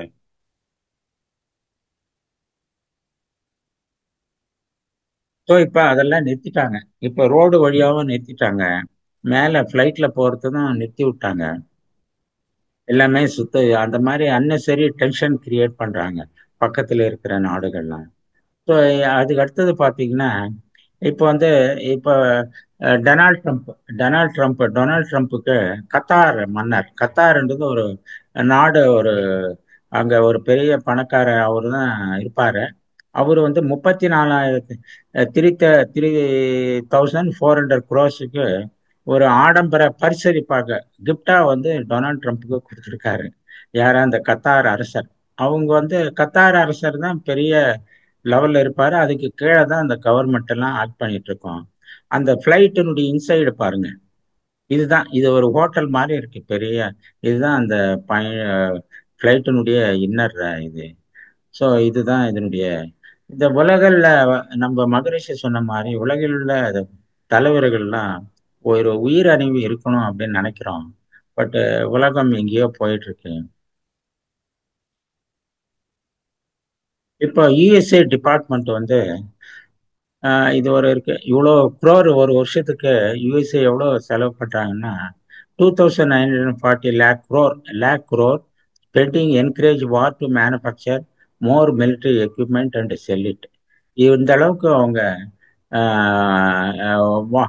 வார் எக்யூப்மெண்ட்டை மேனுஃபேக்சர் பண்றாங்க ஒரு வருஷத்துக்கு யுஎஸ் டிபார்ட்மெண்ட். இவங்க வந்து இதை விற்கும்போது, இந்த கட்டார் விற்கும்போது அவர் வந்து இந்த அளவுக்கு 3,400 crore ஒரு ஸ்மால் கிஃப்ட் மாதிரி கொடுக்குறாரு டொனால்ட் ட்ரம்ப். இந்த மாதிரி உலக தலைவர்கள்லாம் இந்த மாதிரி தான் ஆக்ட் பண்ணிட்டு இருக்காங்க. இதுதான் இதனுடைய ஹைலைட். அப்புறம் இது வந்து இந்தியா பங்கல் டிஸ்பியூட் டிப்ளமேட்டிக் பார் மியான்மார் கண்ட்ரோல்டு பை சைனா. இங்க மியான்மார்னு ஒரு இதுதான் இந்தியாவினுடைய, இங்க இருக்க மியான்மார், இங்க இந்த பகுதியில் இருக்கு. அதெல்லாம் வந்து மியான்மார்னு ஒரு திரிபுராவுக்கு பக்கத்துல பங்களாதேஷ், இந்தியாவினுடைய திரிபுரா இங்க இருக்கும், திரிபுரா, இங்க மியான்மார். ஸோ இந்த பகுதியிலையும் இந்த சைனா அண்ட் யூஎஸ் எல்லாம் கண்ட்ரோல் பண்ணிட்டு இந்தியாவை சுற்றி ஒரு எல்லா இந்த சைனா அண்ட் அமெரிக்கா ரொம்ப ஆக்கிரமிப்பு பண்ணிட்டு இருக்காங்க. கடல் வழி எல்லாத்துலேயும் ஆக்கிரமிப்பு பண்ணிட்டு இருக்காங்க.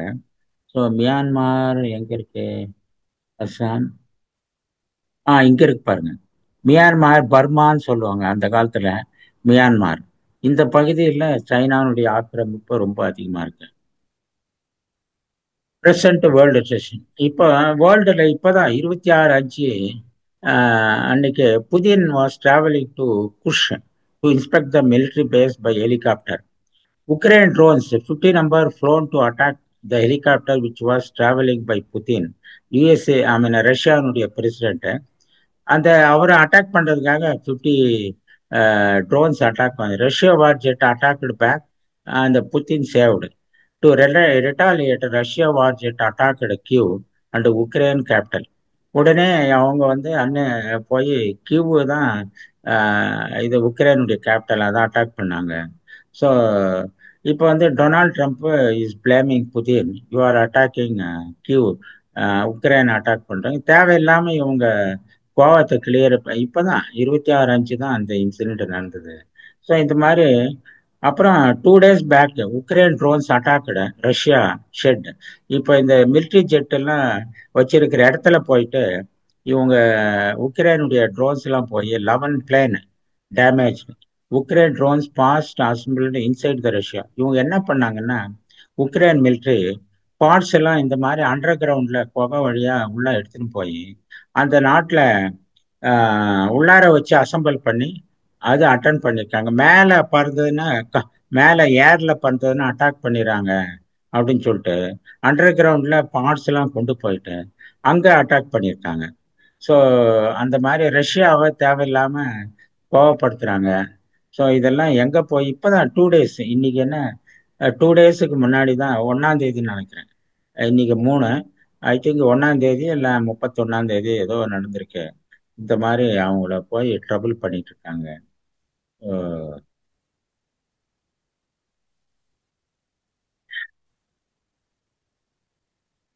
இங்க வந்து இங்க ஒரு சி போர்ஷன் இருக்கு.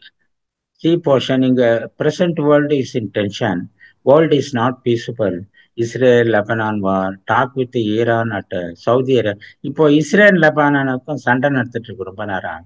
அது பேச்சுக்காக ஈரானாவோட சேர்ந்து சவுதி அரேபியாவில் ஒரு மீட்டிங் நடந்தது. அமெரிக்கா, இஸ்ரேல், லெபனான் எல்லாம் சேர்ந்து அந்த மீட்டிங் வந்து ஃபெயில் ஆயிடுச்சு. Diplomatic talk is failed. So fail ஆயிடுச்சு அப்படின்றத பாயிண்ட் தான் இங்கே நான் எழுதியிருக்கேன். ஸோ அதனால அன்னெசரி டாக் எல்லாம் இப்போ ஈகோயிஸ்டிக்னால எல்லா லீடர்ஸும் they are not considering other லீடர்ஸ்னுடைய வியூ. அதனால ஃபெயில் ஆயிடுச்சு. இப்போ இங்கே சைனாவுக்கு பக்கத்தில் இங்கே ஒரு சீ போர்ட் இருக்கு. சைனா, இங்கே இந்தியா, இங்கே வந்து பிலிப்பைன்ஸ் இதெல்லாம் இருக்கு. இங்கே பிலிப்பைன்ஸ் இருக்கு, வியட்நாம், இங்கெல்லாம் ஜப்பான், கொரியா. இந்த ஏரியாவில் வந்து ஹைலி டென்ஷனாக இருக்கு. ரொம்ப இவங்களுடைய ஏரியா வந்து 200 கிலோமீட்டர் ஃப்ரம் ஈச் கண்ட்ரிலிருந்து அவங்க போர்ஷன். அந்த மாதிரி எல்லாம் சேர்ந்து இது ரொம்ப பிரச்சனையான ஏரியா இருக்கு இப்போ உலகத்துக்கு.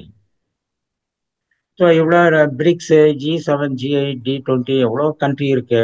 பட் அவங்கெல்லாம் வந்து அவங்க பொருளாதாரத்துக்கு தான் பார்க்குறாங்களே தவிர அமைதிக்காக எந்த தலைவரும் வேலை செய்கிற மாதிரி இல்லை. ஸோ அப்படின்றது இவ்வளோ கூட்டமைப்பு இருந்தாலுமே யாரும் இது வந்து பெரிய அளவுல உலக அமைதிக்காக யாரும் கான்ட்ரிபியூட் பண்ற மாதிரி தெரியல. ஸோ இப்போ வேதாத்திரியத்துல நம்ம 8 பாயிண்ட். ஸோ இதெல்லாம் பார்த்துட்டோம். இப்போ 8வதுல இருந்து தெய்வ நீதி வழிபாடுதல். இதை மட்டும் இப்ப பார்க்கலாம். ஸோ அவரு மகரிஷினுடைய பாயிண்ட் என்னன்னாக்கா, தேர் திருவிழா தவிர்த்தல்.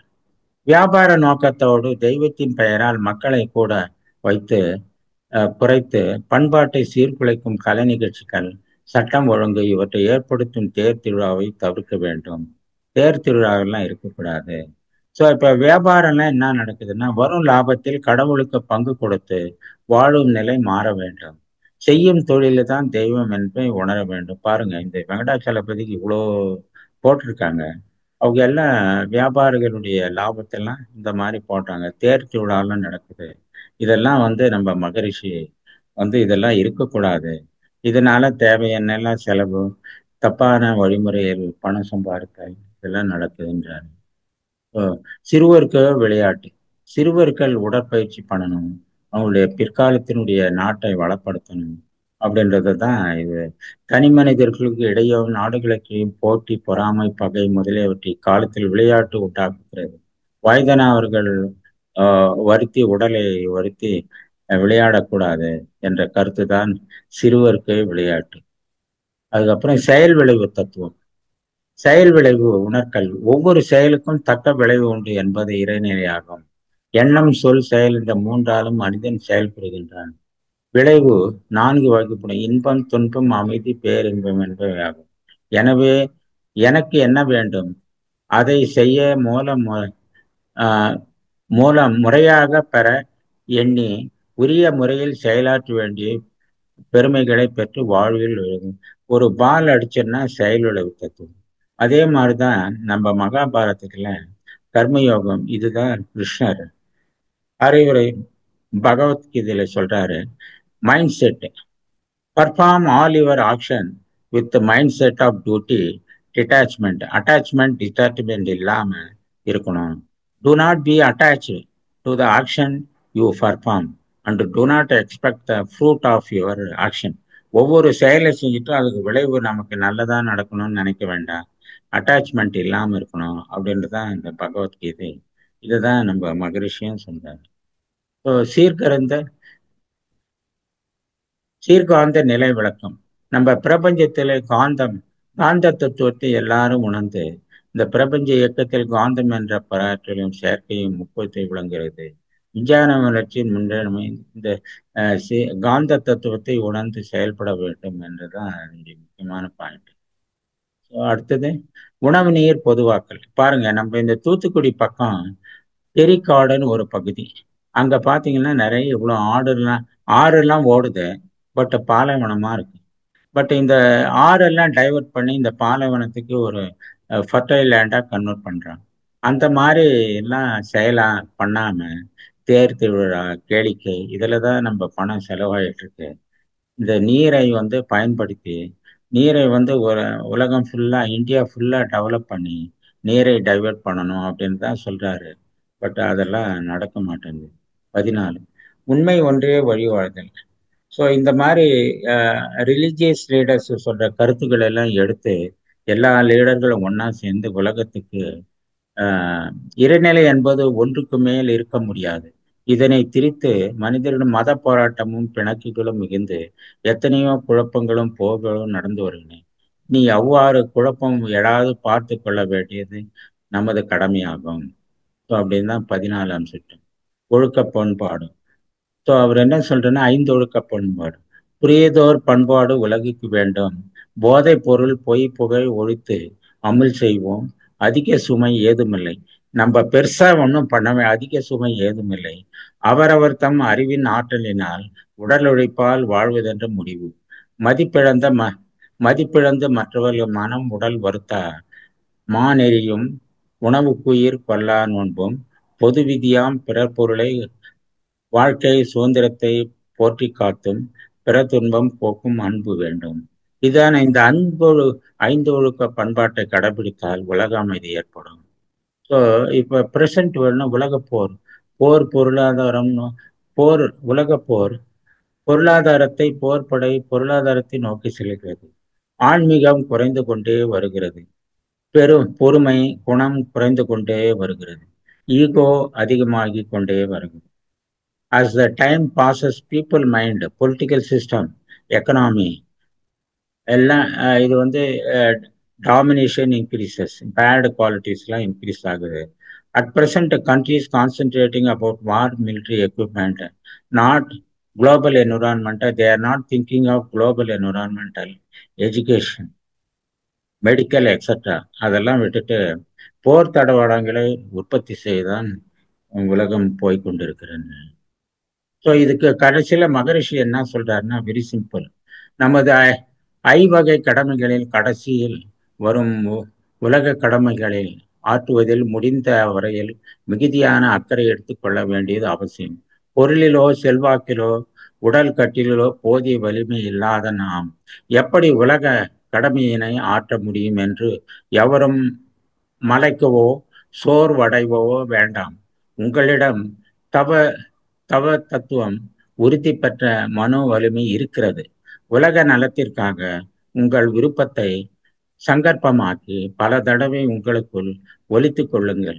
சீதாகாசமாக இயங்கும் உங்கள் உயிராற்றலில் இருந்தும் கிளம்பும் அந்த உயர்ந்த நினைவு அலை மகாகாசம் என்ற பேரியக்க தொடர்களை உயிரோடு கலந்து அந்த விருப்பம் நிறைவேற வழி வகுத்து கொள்ளலாம். உங்கள் கடமைகளில் ஒன்றாக நாள்தோறும் வாழ்க வையகம் என்ற மந்திரத்தை 10 தடவையாகலும் நமது உடன் பிறப்பவர்களாகிய உலக மக்கள் அனைவரையும் விரிவாக நினைத்து ஒழித்து கொண்டிருங்கள்.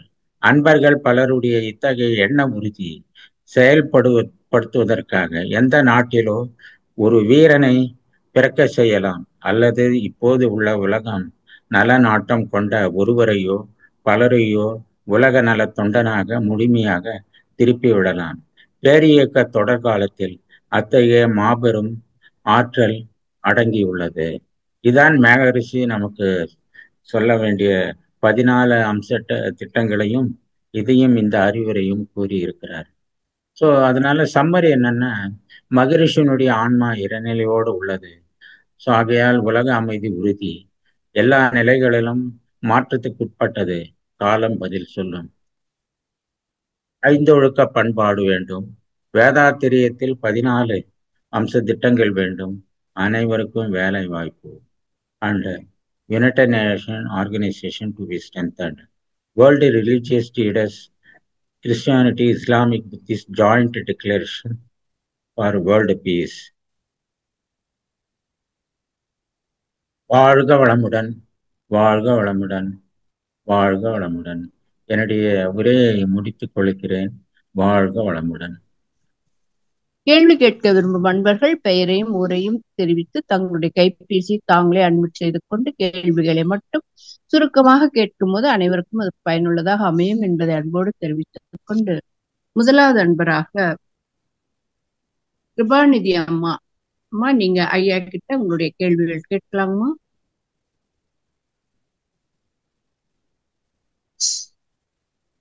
கிருபாநிதி அம்மா.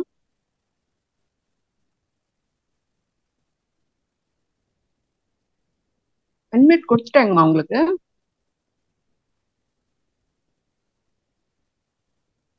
சுசிலாமா, வாழ்க வளமுடன். வாழ்க வளமுடன்மா. அம்மா அட்மிட் ஆச்சுமா, அந்த சமயம் யாரும் பெல் அடிச்சுட்டு பானே, அது வந்து நன்றிமா, வாழ்த்துக்கள். சாரிமா, வாழ்க. ஐயா வாழ்க வளமுடன்யா. வாழ்க வளமுடனம்மா, ரொம்ப சந்தோஷம் நீங்க லைன்ல வந்ததுக்கு. உங்களுடைய 3வது பேச்சு என்னன்னா, உலக போர் நடந்திருந்தா எப்படி இருக்கும், இன்னமே நடக்காம இருக்குங்கிறது ரொம்ப அருமையா இருந்ததுயா. ஐயா என்ன ஒண்ணு நான் வந்து இது வந்து நீங்க சொல்ற விஷயத்த நாங்க கிரகிக்க முடியுமே ஒழிய இதுல ஆழ்ந்த ஆராய்ச்சி பண்ற அளவுக்கு ஒண்ணு. இப்ப இந்தியாவுக்கு பாகிஸ்தானுக்கு ஒரு எல்லை இருக்குல்ல ஐயா, அதை நான் கூட பாத்திருக்கேன். வாகா எல்லைன்னு சொல்லிட்டு கொடியெல்லாம் ஏத்துவாங்க, இறக்குவாங்க. இதே மாதிரி சீனாவுக்கு இந்தியாவுக்கு இருக்க முடியல, ஏன்னா பனிப்பிரதேசம் மலை பிரதேசம்னு சொல்றாங்க.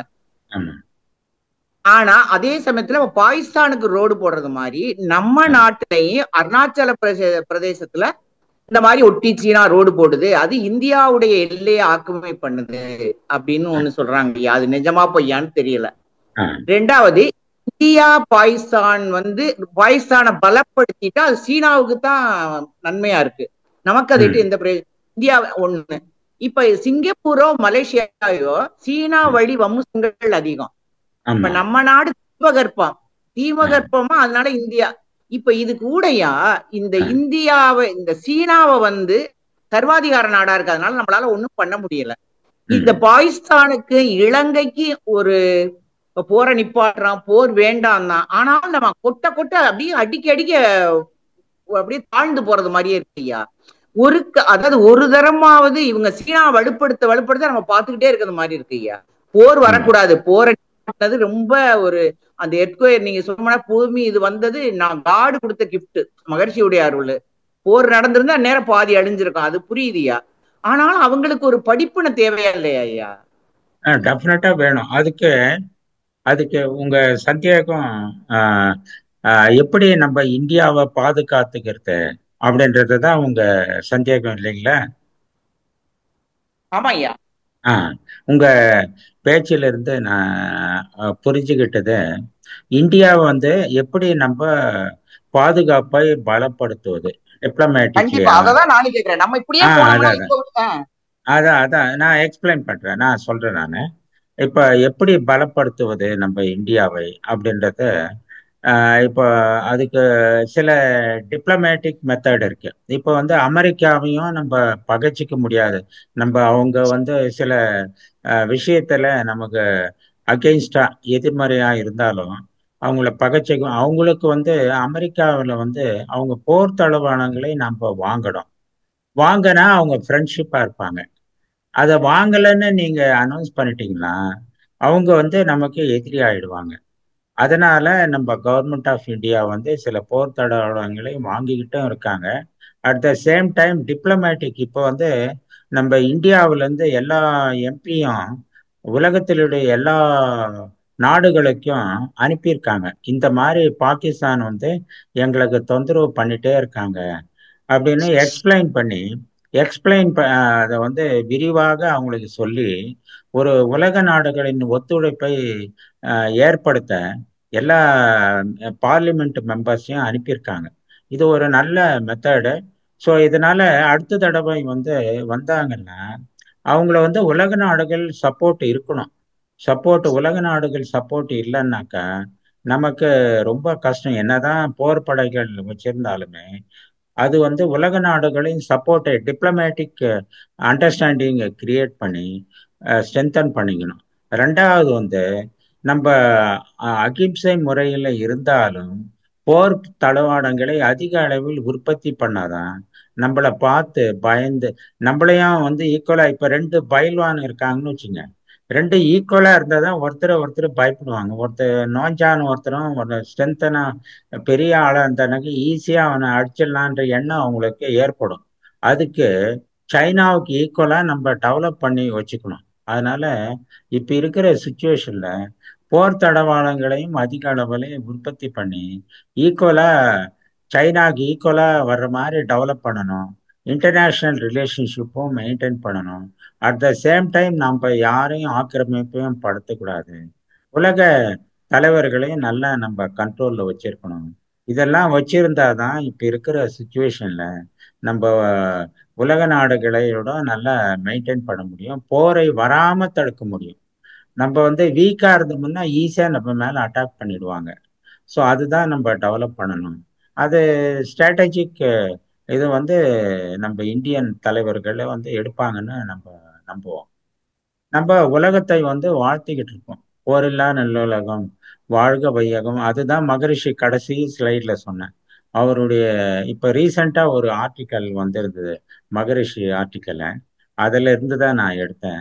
நம்ம இந்த லெவல்ல நமக்கு பொருளாதாரத்திலேயோ உடல் வலிமையிலோ நம்ம யாருக்கும் ஒன்றும் பண்ற அளவுக்கு நமக்கு வலிமை அந்த அளவுக்கு பெரிய அளவில் இல்லை. அதனால நம்ம உலகத்தை வாழ்த்திக்கிட்டே இருக்கோம் அப்படின்னு தான் அவர் அறிவுரை சொல்றாரு.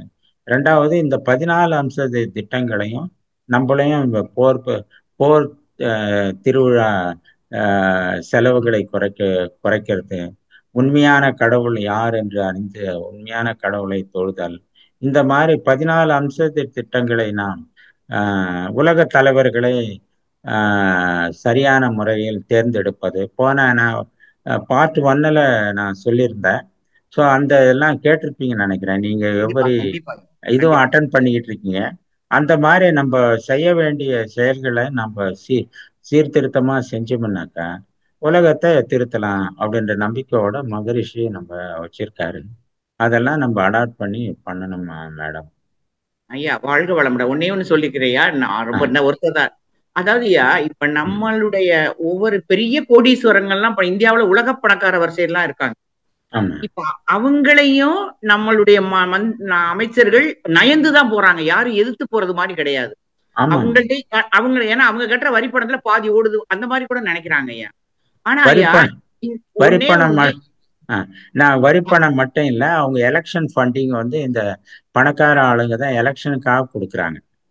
அதுக்காக தான் அவங்க இந்த உடைய கோட்பாடு தாயா இந்த நிலைமைக்கு போகுது. ஒண்ணு எனக்கு தெரிஞ்சுட்டு ஜெயலலிதா அம்மா அறிவிச்சாங்க, ஒரு தலைக்கு 4800 ரூபாய் நம்ம தமிழ்நாட்டுல கடன் இருக்குன்னு. ஆனா அதுக்கு பிறகு வந்த ஆட்சியோ இல்ல இது வரைக்கும் முதல்வரோ நம்ம எவ்வளவு கடன்ல இருக்கோம்னு தெரியல. இப்ப நான் வச்சிருக்கேன், நான் பேங்க்ல 5 லட்சம் வச்சிருக்கேன், நான் சொல்லிக்கலாம். அதுக்கு மேல நம்ம ஒரு கடன்ல இருக்கோம் இல்லையா, அதை உணர்த்தணும் இல்லையா அரசாங்கம். நீ இந்த மாதிரி கடன்ல வாழ்ந்துட்டு இருக்க உணர்வே இல்லாம இலவசம்னே வாழ்ந்துட்டு இருக்கோம் ஐயா. அதுவே எனக்கு எல்லாம் வருத்தமா இருக்கும். அது உண்மைதான் நீங்க சொல்றது உண்மைதான். அவங்க எல்லாம் ஜனங்களை ஏமாத்தி ஆட்சி பண்றதுல தான் இருக்காங்களே தவிர உண்மையான நிலைய சொல்லி ஜனங்களை உணர வச்சாங்கன்னா அவங்க என்ன நினைப்பாங்கன்னா, இந்த ஆட்சியாளர்கள் சரியில்லை, இவருக்கு ஓட்டு போடக்கூடாது, நம்ம மேல கடன் வச்சிருக்காங்க அப்படின்னு நினைப்பாங்கன்னு சொல்லிட்டு அவங்கள பணம் கொடுக்கறதோ, அவங்க எலெக்ஷன் நேரத்துல பங்கு கொடுத்தோ, மற்ற நேரத்துலையும் சும்மா திட்டங்களை அறிவிச்சு அதை ஒழுங்கா வேலை செய்யுதா அப்படின்றதெல்லாம் பார்க்காம ஏதோ அறிவிப்பு அந்த மாதிரிதான் போயிட்டு இருக்க தவிர உண்மையான வளர்ச்சிக்கு பாடு பண்ற மாதிரி இப்ப எந்த பொலிட்டிக்கல் பார்ட்டியும் இல்லை. ஸோ அதனால ஜனங்களுக்கு ஒரு மாயை மாதிரி தோற்றத்தை தான் ஏற்படுத்தி அப்படியே உலக அளவுல அப்படிதான் இருக்கு. அதே தான் தமிழ்நாட்டிலயும் இருக்கு, எல்லாம் இந்தியா ஃபுல்லா அப்படிதான் இருக்கு. எல்லா இடத்துலயும் இது மாறினாவே எல்லாமே மாறிடுமியா இல்லையா? ஆமா அது இல்லம்மா, நான் இத பார்ட் 1ல சொன்ன மாதிரி நம்ம இது சொல்லுவாங்க, வாழ தெரியாத மக்களுக்கு ஆள தெரியாத ஆட்சியாளர்கள். நாம் தான் இந்த உலகத்தை மாற்ற வேண்டும். நம்ம கரெக்டா புரிஞ்சு நம்ம கரெக்டா நம்ம ஆட்சியாளர்களை செலக்ட் பண்ணோம்னாக்கா டெஃபினட்டா மாறும். நம்ம தப்பா பண்றதுனால்தான் நம்ம ஆட்சியாளர்களை யாரு செலக்ட் பண்றாங்க? பெரும்பான்மையான அறிவில்லாத ஜனங்கள் செலக்ட் பண்றதுனால அதுக்கு தகுந்த மாதிரி ஆளுங்க மேல் லெவல்ல வர்றாங்க. ஸோ இது அறிவாளித்தனமா நம்ம மகரிஷினுடைய அன்பர்கள் மட்டும் இருந்து ஒரு எம்எல்ஏ செலக்ட் பண்ணா எவ்வளவு உயர்வான கரெக்டா?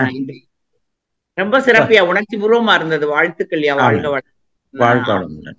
சுசிலாமா, வாழ்க நன்றி வளமுடன். சுசிலாமா. வாழ்க வளமுடன் சுசிலாமா. நன்றிகள் அம்மா. வாழ்க வளமுடன், வாழ்க வளமுடன். இதே கேள்விதான் எல்லார் மனசுல இருந்துட்டு தான் இருக்கு.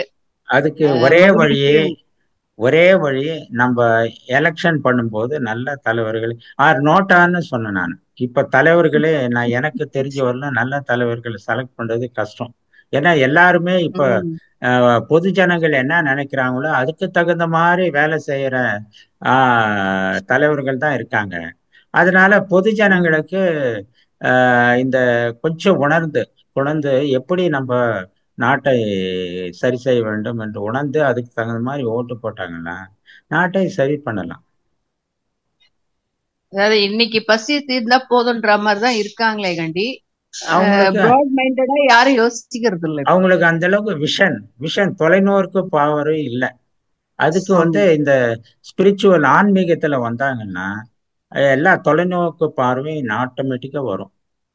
இப்போ அது இல்லாதனால்தான், அது அந்த ஸ்பிரிச்சுவல் நாலேஜ் இல்லாதனால ஷார்ட் சைட்டடா இருக்காங்க. ரொம்ப தொலைநோக்கு பார்வை, நம்ம பிரபஞ்சத்தை பார்க்குற அளவுக்கு நம்ம மனசை விரிக்கிறோம். அந்த மாதிரி மனசை விரிச்சு உலகத்துல வாழ்ந்தாங்கன்னா அவங்க கரெக்டான கைடன்ஸோட இருப்பாங்க. அது இல்லாதனால்தான் இந்த பிரச்சனையே மேடம். கண்டிப்பா அது இல்ல, அதுதான் மெயின். வாழ்க வளமுடன். வாழ்த்துவோம். எல்லாம் சரியா வந்து நீங்க சொல்றது மாதிரி. வாழ்க வளமுடன். வாழ்க வளமுடன். வாழ்க வளமுடன். நன்றிகள் அம்மா. வாழ்க வளமுடன். அடுத்ததாக வாசுதேவன் ஐயா. ஐயா, நீங்க ஐயா கிட்ட உங்களுடைய கேள்விகள் கேட்கலாங்கய்யா. ஐயா வாழ்க வளமுடன். வாழ்க வளமுடன். ஆபரேஷன் சிந்தூரை பத்தி நல்லா விரிவா சொன்னீங்க, நல்லா புரிஞ்சுதுங்க.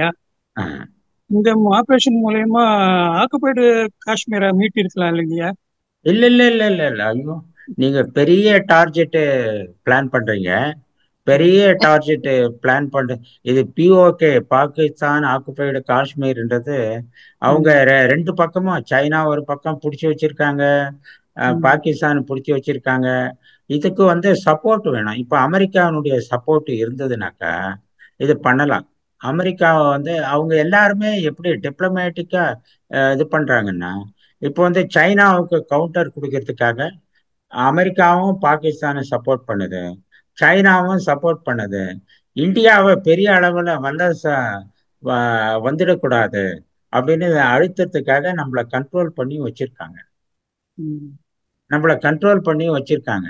பெரிய அளவுல இப்போ இந்தியாவில் இருக்கிற மனித வளம், நம்ம மேன் பவர் உலகத்திலேயே எந்த கண்ட்ரிலையும் கிடையாது. எவ்வளோ யங்ஸ்டர், ஆவரேஜ் ஏஜே 35, 30 தான் இருக்கு. இவ்வளோ பெரிய மனித வளத்தை வச்சுக்கிட்டு உலகத்தை எவ்வளோ டெவலப் பண்ணலாம். நம்ம இந்தியாவை எங்கேயோ கொண்டு போகலாம். பட் திட்டங்கள்லாம் சரியான திட்டம் இல்லை, சரியான அரசியல்வாதிகள் இல்லை, கரப்ஷன் அதிகமா இருக்கு. அதனால இந்தியா அந்த அளவுக்கு வளர்ந்துகிட்டு இருக்கு. அதெல்லாமோட ஓவர் கம் பண்ணி வளர்ந்துகிட்டு இருக்கு. பட் இன்னும் இந்த அளவுக்கு இப்போ சைனா, ஜப்பான் அங்கெல்லாம் போனீங்கன்னா ஆவரேஜ் ஏஜ் என்ன தெரியுங்களா? ஆவரேஜ் 65, 60. அந்த வயசுல அவங்க என்ன ப்ரொடக்டிவிட்டி பண்ணுவாங்க? இப்ப எல்லாம் அங்க பாப்புலேஷனே குறைஞ்சிக்கிட்டு இருக்கு. இந்தியாவில் அதிகமாகிட்டு இருக்கு. இதை ப்ராப்பர் ஹியூமன் ரிசோர்ஸ் டெவலப் பண்ணாங்கன்னா உலகத்திலேயே அமெரிக்காவை ஓவர் கம் பண்ற அளவுக்கு இந்தியாவுக்கு டெஃபினட்டா என்னுடைய வியூல மேன் பவர் அவ்வளோ இருக்கு, ரிசோர்ஸ் இருக்கு. இப்ப எல்லாம் வெளிநாட்டுக்கு போயிட்டு இருக்காங்க. இங்கிருந்து பீப்புள்லாம் அந்த ரிசோர்ஸ், ஹியூமன் ரிசோர்ஸ் எல்லாம் வெளிநாட்டுக்கு. உலகத்திலேயே தமிழர்கள் இல்லாத நாடே கிடையாது உலகத்துல. சொல்லுங்க பார்க்கலாம், எந்த உலகத்தில்? நீங்க இங்கிலாந்துல போனீங்கன்னா தமிழர்கள் தான் அதிகம். அமெரிக்காவிலையும் தமிழர்கள் தான் அதிகம். ஜப்பான்லயும் இருக்காங்க, சிங்கப்பூர், மலேசியா, பிலிப்பைன்ஸ், எல்லா ஊர்லயும் தமிழர்கள் இருக்காங்க. அது மேன் பவர் அந்த அளவுக்கு ஹியூமன் ரிசோர்ஸ் டெவலப் ஆயிருக்கு. இதை நம்ம இந்தியன் கவர்மெண்ட் நம்ம இந்தியாவிலேயே அவங்கள யூஸ் பண்ணணும் அப்படின்னு இங்க ஆப்பர்ச்சுனிட்டி கொடுத்தாங்கன்னா டெஃபினட்டா இந்தியா நம்பர் 1, உலகத்திலேயே நம்பர் 1 ஆகிறதுக்கு 100% எனக்கு வியூ இருக்கு. பட் அதை அது நம்ம கையில் தான் இருக்கு. நம்ம இப்போ நான் சொன்ன மாதிரி ஒரு எலெக்ஷன்ல நோட்டாவுக்கு போட்டு பொலிட்டீஷியனுக்கு ஒரு அறிவுரை ஏற்படுத்தணும். நான் உங்க ஆட்சியெல்லாம் எங்களுக்கு பிடிக்கலைங்க, உங்க ஆட்சி நீங்க இந்த மாதிரி எல்லாம் பண்ணிட்டு இருந்தீங்கன்னா எனக்கு பிடிக்கல, நீங்க வந்து மாறணும் அப்படின்ற கம்யூனிகேஷனை நீங்க நோட்டாவுக்கு போட்டு கம்யூனிகேட் பண்ணீங்கன்னா அவங்க ஆட்டோமேட்டிக்கா மாறி ஜனங்க என்ன விரும்புறாங்களோ அதுதான் பண்ணுவாங்க. இப்போ வந்து ஜனங்களுக்கு அந்த அவேர்னஸ் இல்லாததுனால ஏதோ பண்ணிக்கிட்டு இருக்காங்க, எப்படியோ போயிட்டு இருக்கு. சரிங்க, இன்னொரு கேள்விங்க. ஆ இந்த நதி, சிந்து நதி தண்ணீரை நிறுத்திட்டாங்களா? அது அப்படியே நிறுத்தி வைக்க முடியுங்களா ஐயா நம்மளால? இல்ல இல்ல இல்ல, அதுதான் நான் அதுல எக்ஸ்பிளைன் பண்ணேன். நிறுத்தி வைக்க முடியாத. அவங்க என்ன பண்ணுவாங்கன்னா, என்ன பிளான் இருக்குன்னா, ஒரு 10 நாளைக்கு மூடி வைப்பாங்க, திடீர்னு ஆமாங்க. ஒரு நாள் திறந்து விட்டுருவாங்க. ம். இப்போ நம்ம ஸ்ரீநகரை எப்படி வந்து டெரரிஸ்ட் அட்டாக் பண்ணாங்களோ, இது வந்து நம்ம இந்தியா வந்து வாட்டர் டெரரிஸ்டா பண்ணுவாங்க. வாட்டர்ல வச்சு அடிப்பாங்க. அவங்க ம். ரைஃபிள் வச்சு கையில ஹேண்ட் கன் வச்சு பண்ணாங்க. நம்ம ம். வந்து இந்தியா வந்து சடனா தண்ணியை வச்சு அவங்க நாட்டை டிஸ்டர்ப் பண்ணுவாங்க. ம். அவ்வளவுதானே தவிர இது தேக்கி வைக்கலாம் முடியாது. முடியாது. எப்படி தேக்கி வைப்பீங்க சொல்லுங்க? நம்ம ஆழியார் டேமே இருக்கு, நீங்க திறந்து ம். விட்டுக்கிட்டே தான் இருக்காங்க. திறந்து அது தேக்கி வைக்கவும் முடியாது. மழை காலத்துல முடியாது. மழை பெஞ்சதுன்னா விட்டுதான் ஆகணும். இல்லைன்னா அப்ஸ்ட்ரீம் சைடு இருக்கிற மேற்கு பகு அதனுடைய அப்ஸ்ட்ரீம் சைடு இருக்கிற வில்லேஜ் எல்லாம் முடியுது. பிடிச்சிடும், முழுகிடும். ஸோ அதே ஆமாங்க. மாதிரிதான் இது இமாலயன் அங்கெல்லாம் மழை பெய்யுது, பிளஸ் அந்த ஐஸ் கட்டி எல்லாம் மெல்ட் ஆகி வருது அப்படின்னா அந்த தண்ணியெல்லாம் தேக்கி வைக்கவே முடியாது. இவங்க சடனா டிஸ்டர்ப் பண்ணி பாகிஸ்தானை டிஸ்டர்ப் பண்ணணும். இப்போ அவங்க லைனுக்கு வர்றாங்க, they are coming for understanding. But அவங்க வந்து நாய் வாழ முடியாது. திருத்தவே முடியாது. ம். அவங்கள திருத்தவே முடியாது. அவங்க வந்து டெரரிஸ்ட அந்த நாட்டுல வளர்க்குறாங்க சார். ஆமாங்க. அந்த நாட்டுல அவங்களுக்கு இடம் கொடுக்குறாங்க. அவங்க நல்ல நாடா இருந்ததுன்னா எங்க நாட்டுல இந்த டெரரிஸ்ட நாங்க வளர்க்க மாட்டோம் அப்படின்னு டிக்ளேர் பண்ணணும், கம்யூனிகேட் பண்ணணும் உலகத்துக்கு. நாங்க வளர்க்க மாட்டோம், எங்க நாட்டுல டெரரிஸ்ட் இல்லாம நாங்க பாத்துக்கிறோம்னு சொன்ன ஒரு உறுதிமொழி கொடுக்க சொல்லுங்க பார்க்கலாம். அதுதான் அதுதான் இப்போ எம்பிஸ் எல்லாம், பார்லிமெண்ட் மெம்பர்ஸ் எல்லாம் அதுக்காக தான் உலக அளவுல போயிட்டு பேசிட்டு வர்றாங்க. அதை டெவலப் பண்ணணும். போர் படை வச்சு சண்டை போடுறதை விட இந்த மாதிரி டிப்ளமேட்டிக் டிஸ்கஷன் தான் ரொம்ப இம்பார்ட்டன்ட்டு. இதை வச்சுதான் நம்ம இந்தியாவை ஸ்ட்ரென்தன் பண்ணணும். நல்லதுங்க, நன்றிங்க. வாழ்க வளமுடன். நன்றி, வாழ்க வளமுடன்.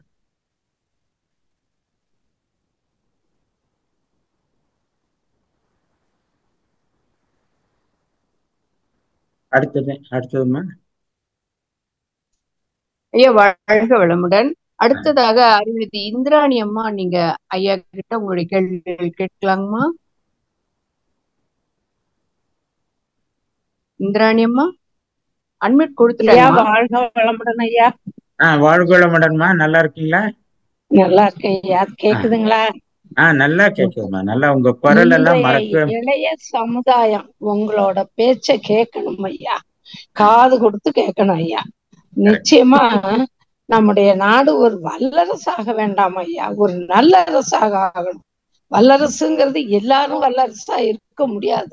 யாராவது ஒருத்தவங்க இருந்தாக தோற்று போறவங்க இருந்தாதான் ஜெயிக்கிறவங்களுக்கு ஆர்வம் அதிகமாகும். இப்ப நாமே கூட நல்லெண்ண அடிப்படையில மோடி எல்லா ஒரு நாட்டுக்கும் போறாரு, கை குலுக்குறாரு, நல்ல திட்டங்களை அறிவிக்கிறாரு. அவங்களும் ஓகே சொல்றாங்க, சந்தோஷப்படுறாங்க. நியூஸ்ல பாக்குற மக்களுக்கும் ஒரு பெரிய சந்தோஷம் கிடைக்குது. ஆனா அடுத்த 2 நாள்லயோ அல்லது ஒரு வாரத்திலயோ பாத்தீங்கன்னா இந்தியா மீது அந்த நாடு யார போய் கை குலுக்குனாங்களோ அவங்களே இந்த மாதிரியான சண்டைக்கான ஆதாரங்களை தேடுவதாகவும் ராணுவ தடவாளங்களை சேர்த்து வைக்கிறதாகவும் படிக்கும்போது நம்ம நாட்டுல ஆன்மீகவாதிகள் நம்ம நாட்டினுடைய அமைதியையும் நடுநிலைவாதத்தையும் பற்றி நம்ம எப்படி ஒரு சமாதானமான ஒரு நாடா இருக்கணுங்கிறத வலியுறுத்துறாங்க. வெறும் ஆன்மீகத்தை மட்டும் சொல்லாம நாட்டு நிலைமையை பற்றியும் பேசுறாங்க. இது மாதிரி அந்த நாடுகள்ல ஆன்மீகவாதிகள் இருக்க மாட்டாங்களா ஐயா? இருந்தா இந்த வயலன்ஸ் இல்லாம இருக்கலாமே ஐயா.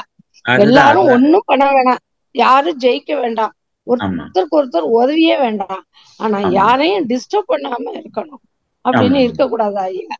கரெக்ட். இப்ப நான் சொல்றேன் பாருமா. சொல்லுங்க. இப்போ உக்ரைன் அண்ட் ரஷ்யா சண்டை எவ்வளவு தூரம் 3 வருஷமா நடந்துகிட்டு இருக்கு. 3-4 வருஷமா ஒரு மத தலைவராவது, அந்தந்த மதத்துக்கு தலைவர்கள்லாம் இருக்காங்க, அவங்க எல்லாம் ஒரு வார்த்தை இதை இருக்காங்க. வந்து நிறுத்தணும்னு யாராவது சொல்றாங்களா? நம்ம சொல்ல மகரிஷி தான் மாட்டேங்கிறாங்க. சொல்ல மாட்டேன்றாங்க. மகரிஷி தான் வந்து இந்த உலக போர் 1-2 பார்த்து இவர் மனசு தாங்காம இந்த அளவுக்கு இவர் டீட்டெயில்டா உலக அவங்க சமாதானத்தை ஆமா பத்தி இவ்வளோ புக்கெல்லாம் போட்டிருக்காரு, நமக்கெல்லாம் சொல்லி நம்ம அதெல்லாம் படிச்சுதான் எனக்கு இந்த புத்துணர்ச்சி வந்து நான் இந்த அளவுக்கு பண்ணணும் ஆமாங்க அப்படின்ற ஐயா. எண்ணம் வந்து உள்ளபடியே நான் ஐயா டெவலப் பண்ணேன். குறுக்கிடுறதுக்கு மன்னிச்சுங்க. உள்ளபடியே உங்களுடைய உரை வந்து ரொம்ப பயனுள்ளதா இருக்கு. அதுவும் வருங்கால இந்தியா, வளர்ற இந்தியாவுக்கு தேவையான கருத்துக்களை எடுத்து எடுத்து சொல்றீங்க ஐயா. எங்களுக்கெல்லாம் வயசாயிட்டா கூட ஒரு உயிர்ப்பு கிடைக்குது. இப்படிப்பட்ட விஷயங்களை நீங்க சேகரிக்கிறதும் அதை நீங்க சப்ளிமெண்ட் பண்றதும் எவ்வளவு பெரிய நாட்டு சேவை தெரியுமாங்க ஐயா. ஆன்மீகத்தோட நாட்டு சேவையும் நீங்க செய்றீங்க, தேசியத்தோட இதையும். அதனால ரொம்ப மகிழ்ச்சி ஐயா, நீங்க ரொம்ப சொல்றது நன்றிம்மா. ரொம்ப மகிழ்ச்சி. ரொம்ப நன்றி. நீங்க கரெக்டா புரிஞ்சுக்கிட்டு கரெக்டா சொல்றது வந்து ரொம்ப நன்றிம்மா. இப்ப ரெண்டாவது என்னுடைய ஆதங்கமா என்னன்னாக்கா, இவ்வளோ நாட்டுல சண்டைகள்லாம் நடக்குது.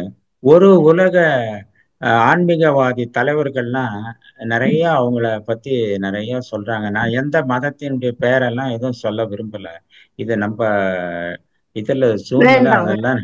அதெல்லாம் பேசக்கூடாது. என்னுடைய பர்சனல் வியூ என்னன்னா, அவங்க எல்லாம் அது ஒரு சரி. வார்த்தை இந்த சண்டையை நிறுத்துங்க, இவ்வளோ ஜனங்க சாகுறாங்க, இவ்வளோ குட்டி குழந்தைங்க, இவ்வளோ பேரு அழியிறாங்க அப்படின்னு ஒரு வார்த்தை. அதுதான் என்னுடைய கடைசி ஸ்லைட்ல உலகத்தில் உள்ள எல்லா தலைவர்களுடைய மத குருமார்கள் ஒன்று சேர்ந்து சண்டையை நிறுத்தணும்னு ஒரு டிக்ளரேஷன் எடுக்கணும். அது எடுத்தாங்கன்னா நல்லா இருக்குன்னு என்னுடைய எண்ணம் இருக்கு. பட் அந்த மாதிரி யாருமே எல்லாம் ஈகோயிஸ்டிக், ஒவ்வொருத்தருடைய பேட் குவாலிட்டிஸ், அந்த குவாலிட்டிஸ் எல்லாம் அவங்களுக்கு இருக்கிறதுனால அந்த மாதிரி ஒரு நல்ல எண்ணம், உலக மக்கள் கஷ்டப்படக்கூடாது, இவ்வளவு போர்ல சாகக்கூடாது அப்படின்ற எண்ணம் எல்லாம் அவங்களுக்கு வந்து எல்லாரையும். பட் அதுவே ஒரு தொழுகைக்கு ஏதோ ஒரு அவங்க மத சம்பந்தப்பட்ட இது பாத்தீங்கன்னா எல்லாரும் ஒன்னா செல்றாங்க. நல்லா பேசுறாரு அந்த தலைவர், நல்லா பேசுறாரு, அவருக்கு பாராட்டு நிறைய கிடைக்குது. அவர் ஏன் இந்த சண்டையெல்லாம் நம்ம ஆமா. பண்ணக்கூடாது அப்படின்னு சொல்ல மாட்டேன்றாங்க. அதுதான் ரொம்ப வருத்தமா இருக்குமா. ரொம்ப வாழ்கோளமுடன். வருத்தம். நம்முடைய எண்ணங்கள்லாம் யூனிவர்ஸ்ல போய் ஆமா, சேர வேண்டிய இடத்துல சேர்ந்து வந்தாதான் ஒரு சமாதானத்தை நாம பார்க்க முடியும். ஐயா வரும் கண்ட வரும். உலக சமாதானம், அவர் கனவு கண்டது பாரதி கண்ட பாரத சமுதாயத்தையும் நாம பார்க்கணும் ஐயா. நம்முடைய தலைமுறைகள் கட்டாயம் அனுபவிக்கணும், பார்க்கணும் ஐயா. உண்மைதான் உண்மைதான். வாழ்க வளமுடன் ஐயா. நன்றி ஐயா. நன்றி. நன்றி அம்மா. வாழ்க வளமுடன். அதாவது எல்லாருடைய ஆதங்கமும் அதுதான் இல்லைங்களா? ஆமா ஐயா. ஆமாமா. அந்த வன்முறையை தூண்டிவிட்டு அதை வேடிக்கை எப்படி நம்ம சினிமாவில வந்து வில்லன் அடிக்கும் போது ரசிச்சு பாக்குறாங்களோ அந்த மாதிரிதான் நிறைய பேர் இருக்காங்க. நம்ம வாழ்த்துவோம், வாழ்த்திட்டே இருப்போம். ஒரு காலத்துல நம்ம கொள்ளு பேரன், கொள்ளு பேத்தி அந்த மாதிரி அவங்க எல்லாம் அதை வந்து இந்த மாதிரியான ஒரு அமைதியான உலகத்துல வாழ்வாங்கம்மா. வாழ்க வளமுடன். வாழ்க வளமுடன் அம்மா. வாழ்க வளமுடன். நன்றி அம்மா. நன்றிகள் அம்மா. வாழ்க வளமுடன். அடுத்ததாக கவிதா கோவிந்தராஜன் அம்மா, நீங்க ஐயா கிட்ட உங்களுடைய கேள்விகள் கேட்கலாங்கம்மா. இரு. வாழ்க வளமுடன் அம்மா. வாழ்க வாழ்க வளமுடன். சொல்லுங்கம்மா. அன்மியூட் கேக்குதாமா? கேக்குதாமா? இப்ப கேக்குது. நீங்களே மியூட் பண்ணிடுறீங்க.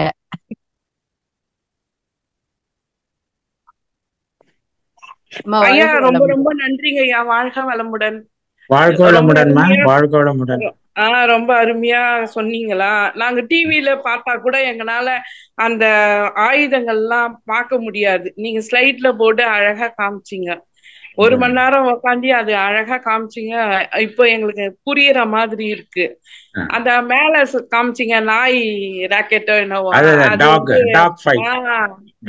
பார்த்தது இல்ல. அத மாதிரிலாம் பார்த்தது இல்ல. டிவில பார்த்தா கூட எங்களால அவ்வளவு உக்காந்தின்னு பார்க்க முடியாது. அவ்வளவு அழகா சொன்னீங்க. எங்களை மாதிரி இருக்கவங்களுக்கு விழிப்புணர்வு வரணும். ஏன்னா போரை பத்தி முக்காவாசி யாருக்கும் தெரியாது. ஏதோ டிவில சொல்றாங்க, அந்த அந்த அப்ப மட்டும் கேட்டுக்கிறோம்ல. ம், இதே வந்து நமக்கு புரியாது. இப்ப நீங்க ம். புரியுற மாதிரி ரொம்ப அழகா சொன்னீங்க. அடுத்து ஐயா, நீங்க ஸ்லைடு போட்டு காமிச்சீங்களா கடைசியா போப்பாண்டவர் இது ஆமா ஆமா உலகளோட. அது ஆ, இது ஆதிசங்கரர். ஆமா அது அது என்னது, என்ன அர்த்தங்க ஐயா அதுக்கு? இல்லம்மா, அதனுடைய பர்பஸ் என்னன்னா, உலகில் ஆ உள்ள மத குருமார் இப்ப சண்டை உலகம் ஃபுல்லா நடந்துகிட்டு இருக்கு.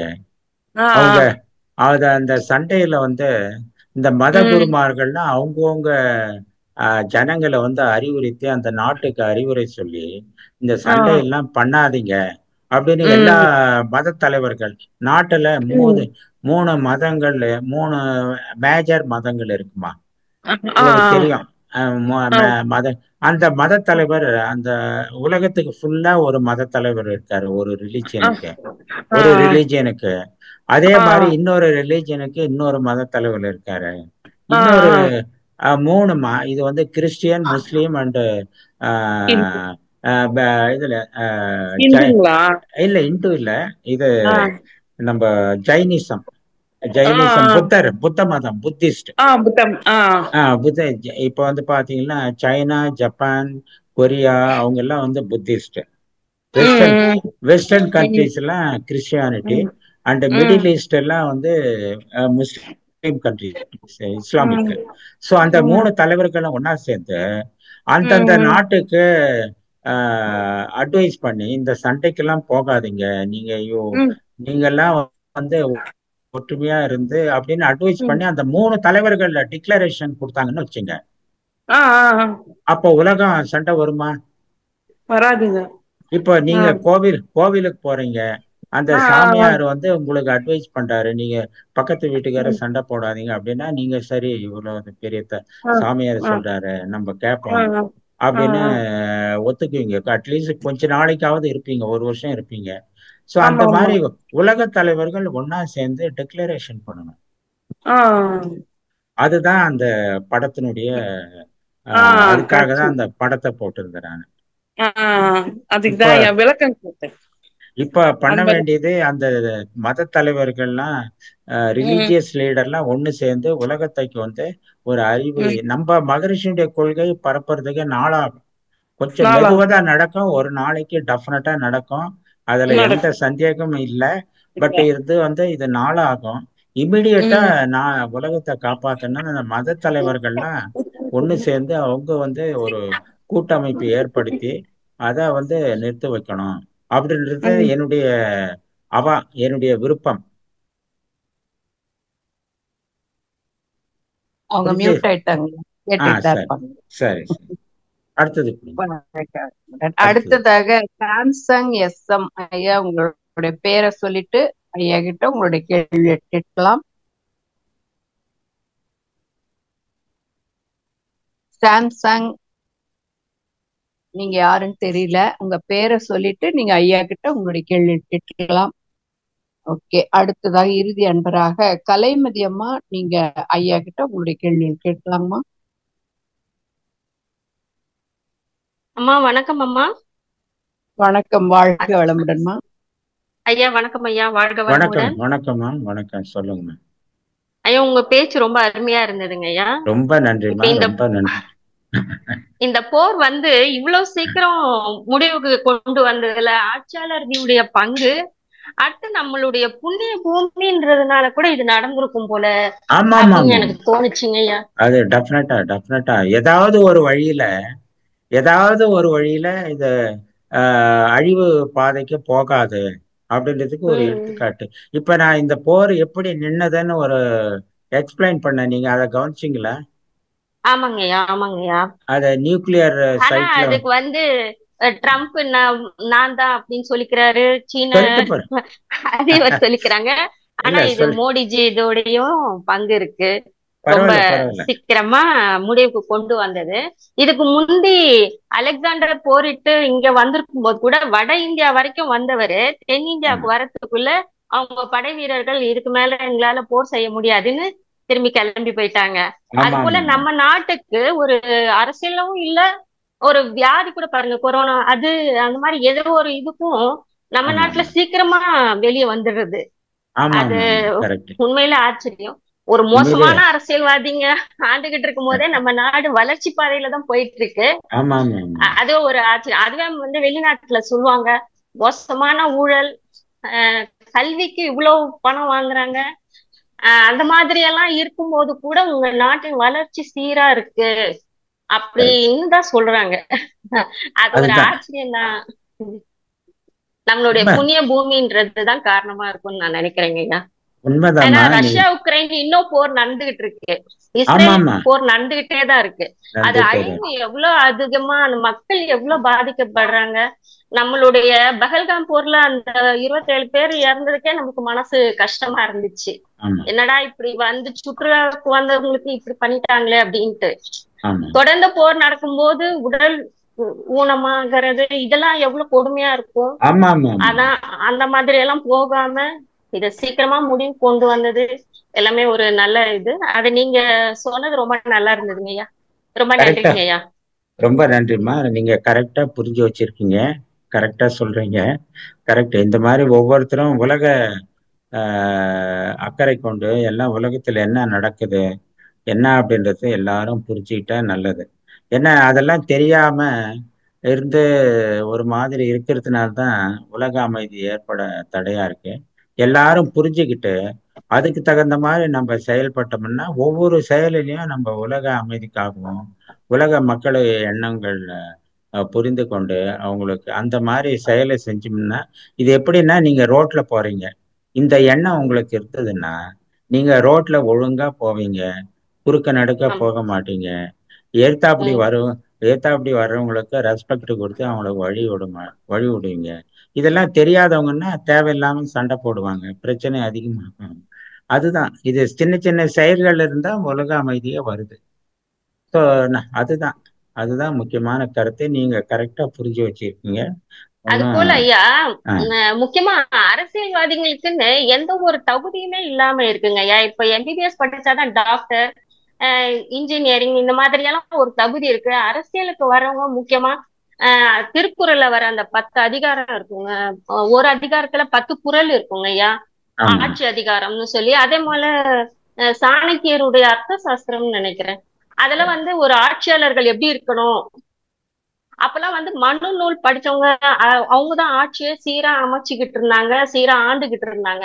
இப்ப அரசியலுக்கு வரவங்களுக்கு எந்த தகுதியுமே இல்லாம அவங்க ஒரு ரவுடிசம்லாம் கூட அரசியல் பண்ணலாம் அப்படின்ற மாதிரி இருக்கு. அது அது அதை நான் சொல்றேன். மாறணுங்க ஐயா.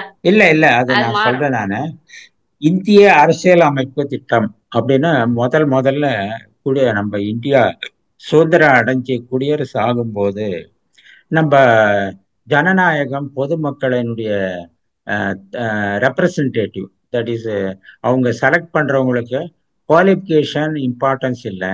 அந்த காலத்துல சாதாரண ஒரு இப்ப காமராஜர் இருந்தாரு. அவர் 3வது தான் படிச்சாரு. அப்பெல்லாம் இருந்த தலைவர்கள்லாம் அந்த மாதிரி அப்பெல்லாம் ஸ்கூல் கிடையாது, படிக்கிறதுக்கு வசதி கிடையாது, எதுவுமே கிடையாது. ஸோ அதனால அந்த காலத்துல அந்த கான்ஸ்டியூஷன் இந்திய அரசியலமைப்பு திட்டம் சட்டத்துல நம்ம குடியரசு ஆகும்போது ஒரு தலைவரா வரணும்னா அவருக்கு எந்த தகுதியும் வேண்டாம், பொது அறிவு இருந்தா போதும். காமராஜர் எதை படிச்சுட்டு அவர் சீஃப் மினிஸ்டர் ஆனாரு சொல்லுங்க? அவர் படிப்பே இல்லை. அந்த காலம்லாம் மாறி இப்போ எல்லாமே மாறி போச்சு, எல்லாம் படிச்சுட்டாங்க. படிச்சாலும் அவங்களுக்கு இந்த அரசியலமைப்பு திட்டமோ லெஜிஸ்லேட்டிவ் ரூல்ஸோ தெரியாது. அவங்களுக்கு தப்பா பண்ணிட்டு இருக்காங்க. படிச்சவங்களும் பண்றாங்க, படிக்காதவங்களும் பண்றாங்க. அதனால நீங்க என்னுடைய உலக சமாதானம் பகுதி 1ல வாழ தெரியாத மக்களுக்கு ஆள தெரியாத ஆட்சியாளர்கள், நம்ம எப்படி இருக்கணும், இந்த தலைவர்களை எப்படி பண்ணணும் அப்படின்னு தெரியாம நம்ம ஓட்டு போட்டு அவங்கள செலக்ட் பண்றோம். அதனால நம்ம தெரிஞ்சு பண்ணணும். என்னுடைய பார்ட் 1 எடுத்து பாருமா, அதுல நான் சொல்லியிருப்பேன். அதனால தப்பு நம்ம சைடு தான். நம்ம கரெக்டா பண்ணோம்னா தகுதியான ஆட்சியாளர் வருவாங்க, நாட்டுல ஆட்சியும் நல்லா பண்ணுவாங்க. ரைட்டுங்களா? நன்றிகள் அம்மா. வாழ்க வளமுடன். அவங்க மியூட்ல இருக்காங்கன்னு நினைக்கிறேங்க. சரி அடுத்து அடுத்ததாக கீதா சுரேஷ் அம்மா, நீங்க ஐயா கிட்ட உங்களுடைய கேள்வி ஷார்ட் அண்ட் ஸ்வீட்டா கேளுங்கம்மா, டைம் ஆகுது. தேங்க்யூமா. வாழ்க வளமுடன் சார். வாழ்க வளமுடன்மா. சார் உங்களோட ஸ்பீச் ரொம்ப நல்லா இருந்துச்சு சார். ரொம்ப இன்ஃபர்மேஷன் கொடுத்தீங்கோ. அப்புறமா அது ரொம்ப கலெக்ஷன் பண்ணி எங்களுக்கு ஈஸியா கொடுத்துட்டீங்க, வேதாத்ரி மகர்ஷி மாதிரி. Thank you so much. அப்புறமா அது துவாதசாங்கம் மாதிரி, அது டோம்பு மாதிரி, அது ரொம்ப நல்லா இருந்துச்சு சார். நான் எனக்கு துவாதசாங்கம் மாதிரி நினைச்சேன். அதேதான் துவாதசாங்கம் தான். நம்ம உடலை காப்பது துவாதசாங்கம். மேக்னெட்டிக் பாடி, காந்த உடல் சொல்றோம் இல்லைங்களா, அந்த மாதிரி ஒரு நாட்டை ஃபுல்லா கவர் பண்றது. அயன் டோம்ல இஸ்ரேல் இருக்கு, அமெரிக்கா வந்து கோல்டன் டோம் டெவலப் பண்றாங்க. துவாதசாங்கமே தான். கரெக்டா புரிஞ்சு வச்சிருக்கீங்க. அப்படி புரிஞ்சிச்சு, எனக்கு ஃபீல் பண்ணேன் சார். அப்புறமா இப்போ ஒரு கண்ட்ரிக்கு இப்போ வேதாத்ரி மகர்ஷி அப்புறமா ரொம்ப பேர் எவ்வளவு கஷ்டப்படுறோம் இல்லையா. வேதாத்ரி மகர்ஷி இது வேர்ல்டு பீஸ்க்கு எவ்வளவு கஷ்டப்பட்டு இருக்கிறாங்கோ. அது கரெக்டா ஆகணும்னா இப்போ நாங்களே மெடிடேஷன் பண்றப்போ சத்ருக்கு யாரன்னா எனிமீஸ் இருந்தா அவருக்கு ஒரு நல்ல புத்தி வரட்டும்னுட்டு நாங்க யாருக்கா வந்தே வருவாங்க எங்க மனசுல. அதே மாதிரியே இந்த கண்ட்ரில சத்ரு வேற கண்ட்ரி வேண்டாம், எங்க உள்ளே இருந்துட்டு நல்லவங்க நடிச்சு இன்ஃபர்மேஷன் எல்லாம் கொடுப்பாங்க பாருங்க. அவரு இல்லைன்னா அப்போ எவ்வளவு வேர்ல்டு பீஸ் ஈஸியாவோ, அதுக்கு அவருக்கு எல்லாம் மைண்ட் சேஞ்ச் ஆகட்டான்னுட்டு ஒரு பாவனை நாங்க கொடுக்கணும் சார். அதான் கரெக்ட். அதுதான் அந்த உலகத்தை மத குருமார்கள் பத்தி ஒரு ஸ்லைடு போட்டிருந்தேன். அவங்க எல்லாம் ஒன்னா சேர்ந்து ஒரு டிக்ளரேஷன், போரில்லா நல்லுலகத்தை அவங்க டிக்ளேர் பண்ணாங்கன்னா டெஃபினட்டா அவங்க எல்லாம் மதத்தை தான் ரொம்ப பெருசா நினைச்சு தப்பான வழியில போயிட்டு இருக்காங்க. இப்போ பாகிஸ்தான்லயே அந்த டெரரிஸ்ட்னா ஒரு மத வெறியர்கள் தான் அவங்க. அந்த மதத்துல வெறியர்கள். அந்த மதம் வேற, இந்தியாவுடைய மதம் வேறன்னு நினைக்கிறது தான் தப்பு. வேற ஒண்ணுமே இல்லை. மதம் வந்து அவங்களுக்கு ஸ்ட்ராங்கா மனசுல இருக்கிறதுனால அது ஏதோ இந்தியன் பீப்புள்லாம் பேட் பீப்புள், ரொம்ப அவங்க தப்பான மதத்துல இருக்காங்க, நம்ம மதம் தான் பெருசு அப்படி என்ன ரிலீஜியஸ் டெரரிஸ்ட். அவங்களுக்கு பேரு மத டெரரிஸ்ட். ஸோ அதுதான் மதம் வந்து ஒன்னா சேர்ந்ததுன்னா எல்லாம் சரியா போகும். அதுதான் வந்து பண்ணணும். அதுதான் உலக ரிலீஜியஸ் லீடர்ஸ் எல்லாம் அதை பண்ணணும். வாழ்த்துங்கம்மா, வாழ்த்து எல்லாரும் வாழ்த்துனா டெஃபினட்டா நடக்கும். ஒரு நாள் நடக்கும், ரொம்ப மெதுவா நடக்கும். நன்றிகள் அம்மா, வாழ்க வளமுடன். இறுதி அன்பராக மாரிமுத்தையா, நீங்க ஐயா கிட்ட உங்களுடைய கேள்வியை கேட்கலாங்கய்யா. ஐயா வாழ்க வளமுடன். வாழ்க வளமுடன் ஐயா, சொல்லுங்க. ஐயா ரொம்ப ஒரு அருமையான ஒரு ஸ்பீச்சுங்கய்யா. நான் ஐயாவுடைய இது பாத்தீங்கன்னா, இந்த 17 அம்ச திட்டத்தை வந்து ஐயா எப்படி ஏற்படுத்தினாங்கன்னா, ஐயா காலத்துல வந்து பாத்தீங்கன்னா 2 உலக போர் நடந்தது. ஒண்ணு முதலாம் உலக போர் பார்த்தாரு, 2ஆம் உலக போரையும் ஐயா இருந்து பார்த்தாரு. அப்போ வந்து தோன்றதுதான் இந்த போர்லாம் நல்லுலகம் வேண்டும், இந்த மதங்களில் இருக்கக்கூடிய எண்ணங்களை தீர்க்க வேண்டும், இப்படி பல அம்ச திட்டங்களை கொண்டு வந்தாங்க. அதை நீங்க ரொம்ப அருமையா சொன்னீங்க. நீங்க எனக்கு என்னன்னா இன்னும் கூட வந்து பாத்தீங்கன்னா நம்ம அந்த ஐயாவோட திட்டங்கள்ல கொஞ்சம் கொஞ்சம் இப்ப வருது. இரும்புக்குள்ள துருவு இருக்கிற மாதிரி நமக்கு மனிதனா இருக்கக்கூடிய எல்லாருமே பாத்தீங்கன்னா எல்லா நாட்டு தலைவர்களுமே அந்தந்த நாட்டை அழிக்கக்கூடிய சக்தி அவங்களே வச்சிருக்காங்கன்ற போது உங்களுடைய ரிப்போர்ட்ல வந்து ரொம்ப தெளிவா தெரிஞ்சது. அது வந்து ஏன் அந்த மாதிரி ஐயா சொல்லுங்க, இந்த மாதிரி ஒரு அழிவுக்கான ஒரு பொருள் நீங்க தயார் பண்றதோட ஆக்கத்திறனோடு இருக்கக்கூடிய பொருளை தயார் பண்ணி உலகத்துல வறுமை இல்லாம நீங்க எல்லாம் செய்யுங்க அப்படின்னு சொல்றாரு. ஆனா நம்ம வந்து இந்த உணவு நீர் பொதுவாக்கல் அப்படின்னு இப்ப இந்திய அரசாங்கம் கூட நீர் நிக்க வைக்குதுன்னு சொன்னீங்க. ஆனா உண்மையிலே வந்து நீரும் உணவும் பாத்தீங்கன்னா அது பொதுவானது, அது யாருக்காகவும் நிப்பாட்டி வைக்க கூடாதுன்னு என்னோட தனிப்பட்ட கருத்து நான் சொல்றேன்.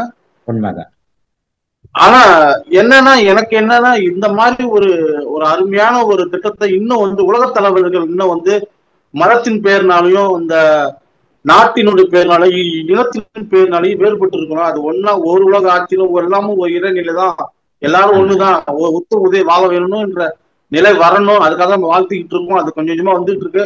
உங்கள் மாதிரி இருக்கக்கூடிய ஒரு உலக நல தொண்டர்களால இது நடக்குதுங்க ஐயா. ரொம்ப அருமையான விளக்கம், ரொம்ப தெளிவா தெரிஞ்சுது. இந்த உலகத்துல நடக்கிற எல்லா துன்பத்துக்கும் காரணம் மனிதனுடைய அந்த வந்து தன்முனைப்பு தான் அப்படின்னு நீங்க சொல்லிருக்கீங்க. அதனாலதான் இவ்வளவு அழிவு பொருட்களை உற்பத்தி பண்ணி வச்சிருக்காங்க ஒரு நாட்டுக்காரங்களும். ஆமா ஆமா ஆமா, ரொம்ப அருமையான ஒரு தகவல், அருமையா வாழ்க்கை.